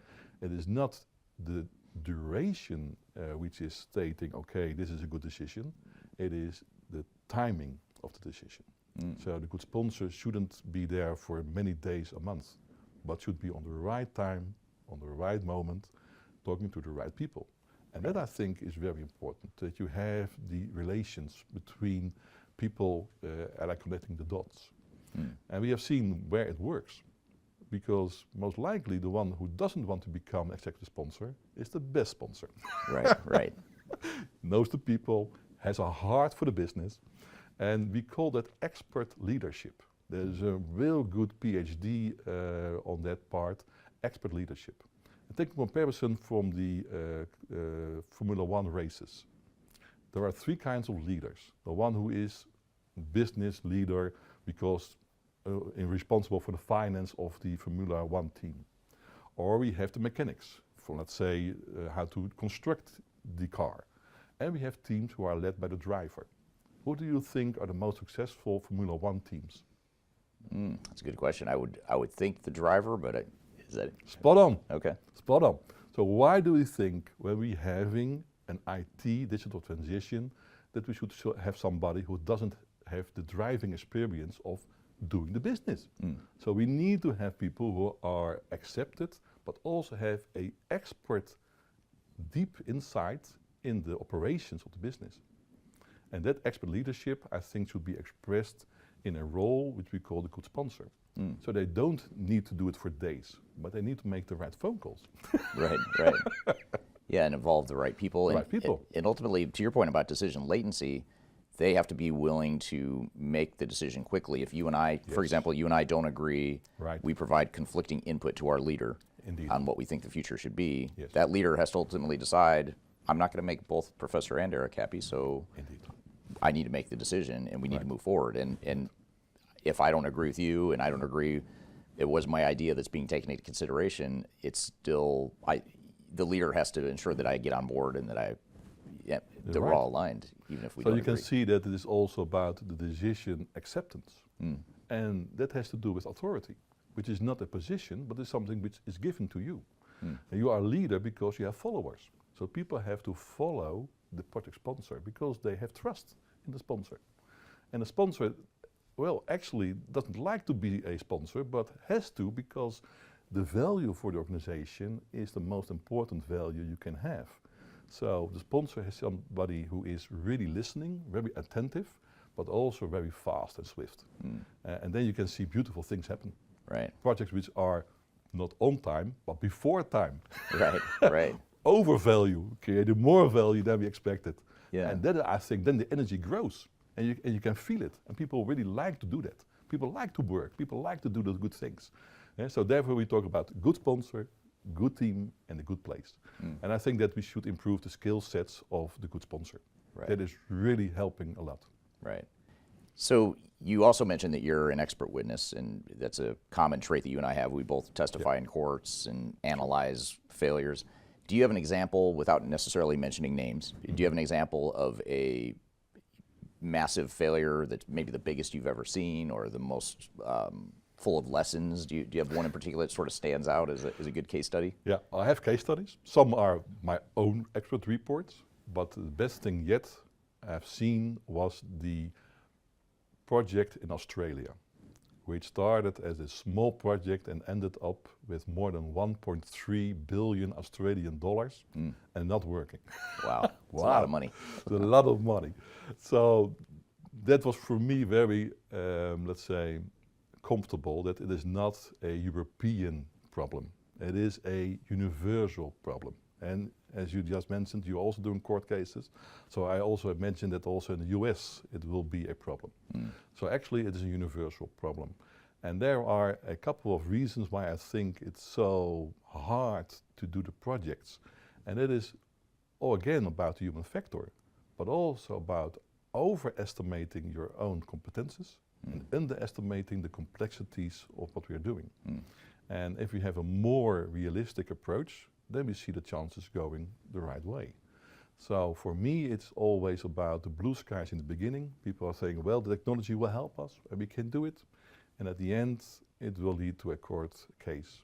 And I think that is because of the emotional maturity is not that well developed. The emotional maturity should be, we are doing a project because there is no other way to do the change. If we could do it in our daily work, we shouldn't have a project. So we should consider a project per definition as something which is risky. And because it is risky, I don't want to have big risks. So I want to have small risks. So I want to diminish my risk in advance. So I can see that most likely that the projects who are in court cases are perhaps because they have a bad sponsor. And the bad sponsor says, whatever the cost. No, whatever the cost, it will cost you a lot. Right. And most likely that will be by the big firms, but also by the government, because they have big budgets. So I think that there's a correlation between your emotional maturity, knowing that projects are risky and that you have to do it on a well-defined basis, also knowing that you cannot anticipate to the future, so you should be flexible enough to change your approach. And if that's done, then there is no court case because you can resolve it yourself. If people are really fixed, then there's no way out. The other way out is going to the courts. And that is, of course, a very harmful decision. Right. Right. Yeah, that's very interesting. A lot of good lessons from not only a $1 billion failure, but also just all the general lessons from your years and years of research. So thank you for being here today, and thanks for taking the time to chat about this exciting topic. Thank you very much, Eric. Appreciate it. All right, thank you, Professor. Great conversation. Great to have that conversation with him a few weeks ago. And again, he will be on the show next week. He'll be on next week's podcast, episode 168. We're going to have an interview with him. We're going to go deeper into some of the stuff we covered here today. And it'll be more of a live conversation, too. So be sure to check that out. Next week, he'll be on the show as our primary guest. So we wanted to sort of preview that or give you a little teaser of what to expect next week. But in the meantime, what were some of your thoughts and takeaways from that conversation, Darian? Yeah, I think overall he's just a super knowledgeable and interesting guy. I think he has a lot of expertise in this space, and I think it'll be really interesting to dive into what research he has done and what he has found in that research next week. So I think we should give our guests a little sneak peek at some of the questions that we're going to be asking him so they know what to expect next week. Yeah. And in addition to any audience questions that might come out of the conversation, which that's always hard to predict, that's always the wild card in the conversation. But I do have some things I want to make sure I ask him. I was going to ask him about just in general what some of the research and data shows from his research. I know we talked a little bit about it in that clip we just played, but I want to go deeper into that. I want to talk about some of the biggest findings from the research, biggest findings and themes. I'm also going to talk about this concept that he brings up often in his research called decision latency, which is basically how quickly organizations make decisions, and he alluded to that in the clip we just played, I believe. And I want to dive further into that decision latency concept because I think that's one of those intangible things that organizations don't think about what the impact is on organizations or their overall project. Just getting into general stats around success versus failure and some of the trends and patterns that he sees that drive those variables. That's really where I want to dive into next week and really unpack that. And then, of course, audience questions as well. I want to get to that and see what questions they have, too. So those are some of the things we'll cover next week with him on the show. Yeah, I think that'll be super good. I think it'll create a lot of questions from the audience, but also we might even be left with more questions after hearing all of his expertise. Yeah, that's usually what happens. The guest leaves, and the minute the guest leaves, I have 10 more questions that I forgot to ask. So that's why we try to have guests on multiple times sometimes to have them come back and cover more stuff. So it'll be a good show. Be sure to stick around or check it out next week. Next Wednesday, new episode will come out, episode 168. We'll feature Hans Mulder. And we have a lot of different guests coming up throughout the season here on Transformation Ground Control. After Dr. Mulder is on as a guest, we'll have lessons from an expert witness with Dr. Scott Janke from the Third Stage Consulting team. So I'm going to be outgunned 2 weeks in a row with doctors on the show. And then we'll talk about Intro to Smart Factories. We'll talk about Industry 4.0 with Walker Reynolds, change leadership, platform as a service, and software integration. A lot of different topics we're going to cover here in the coming weeks on Transformation Ground Control. So be sure to stick around and check out new episodes every Wednesday by going to transformationgroundcontrol.com.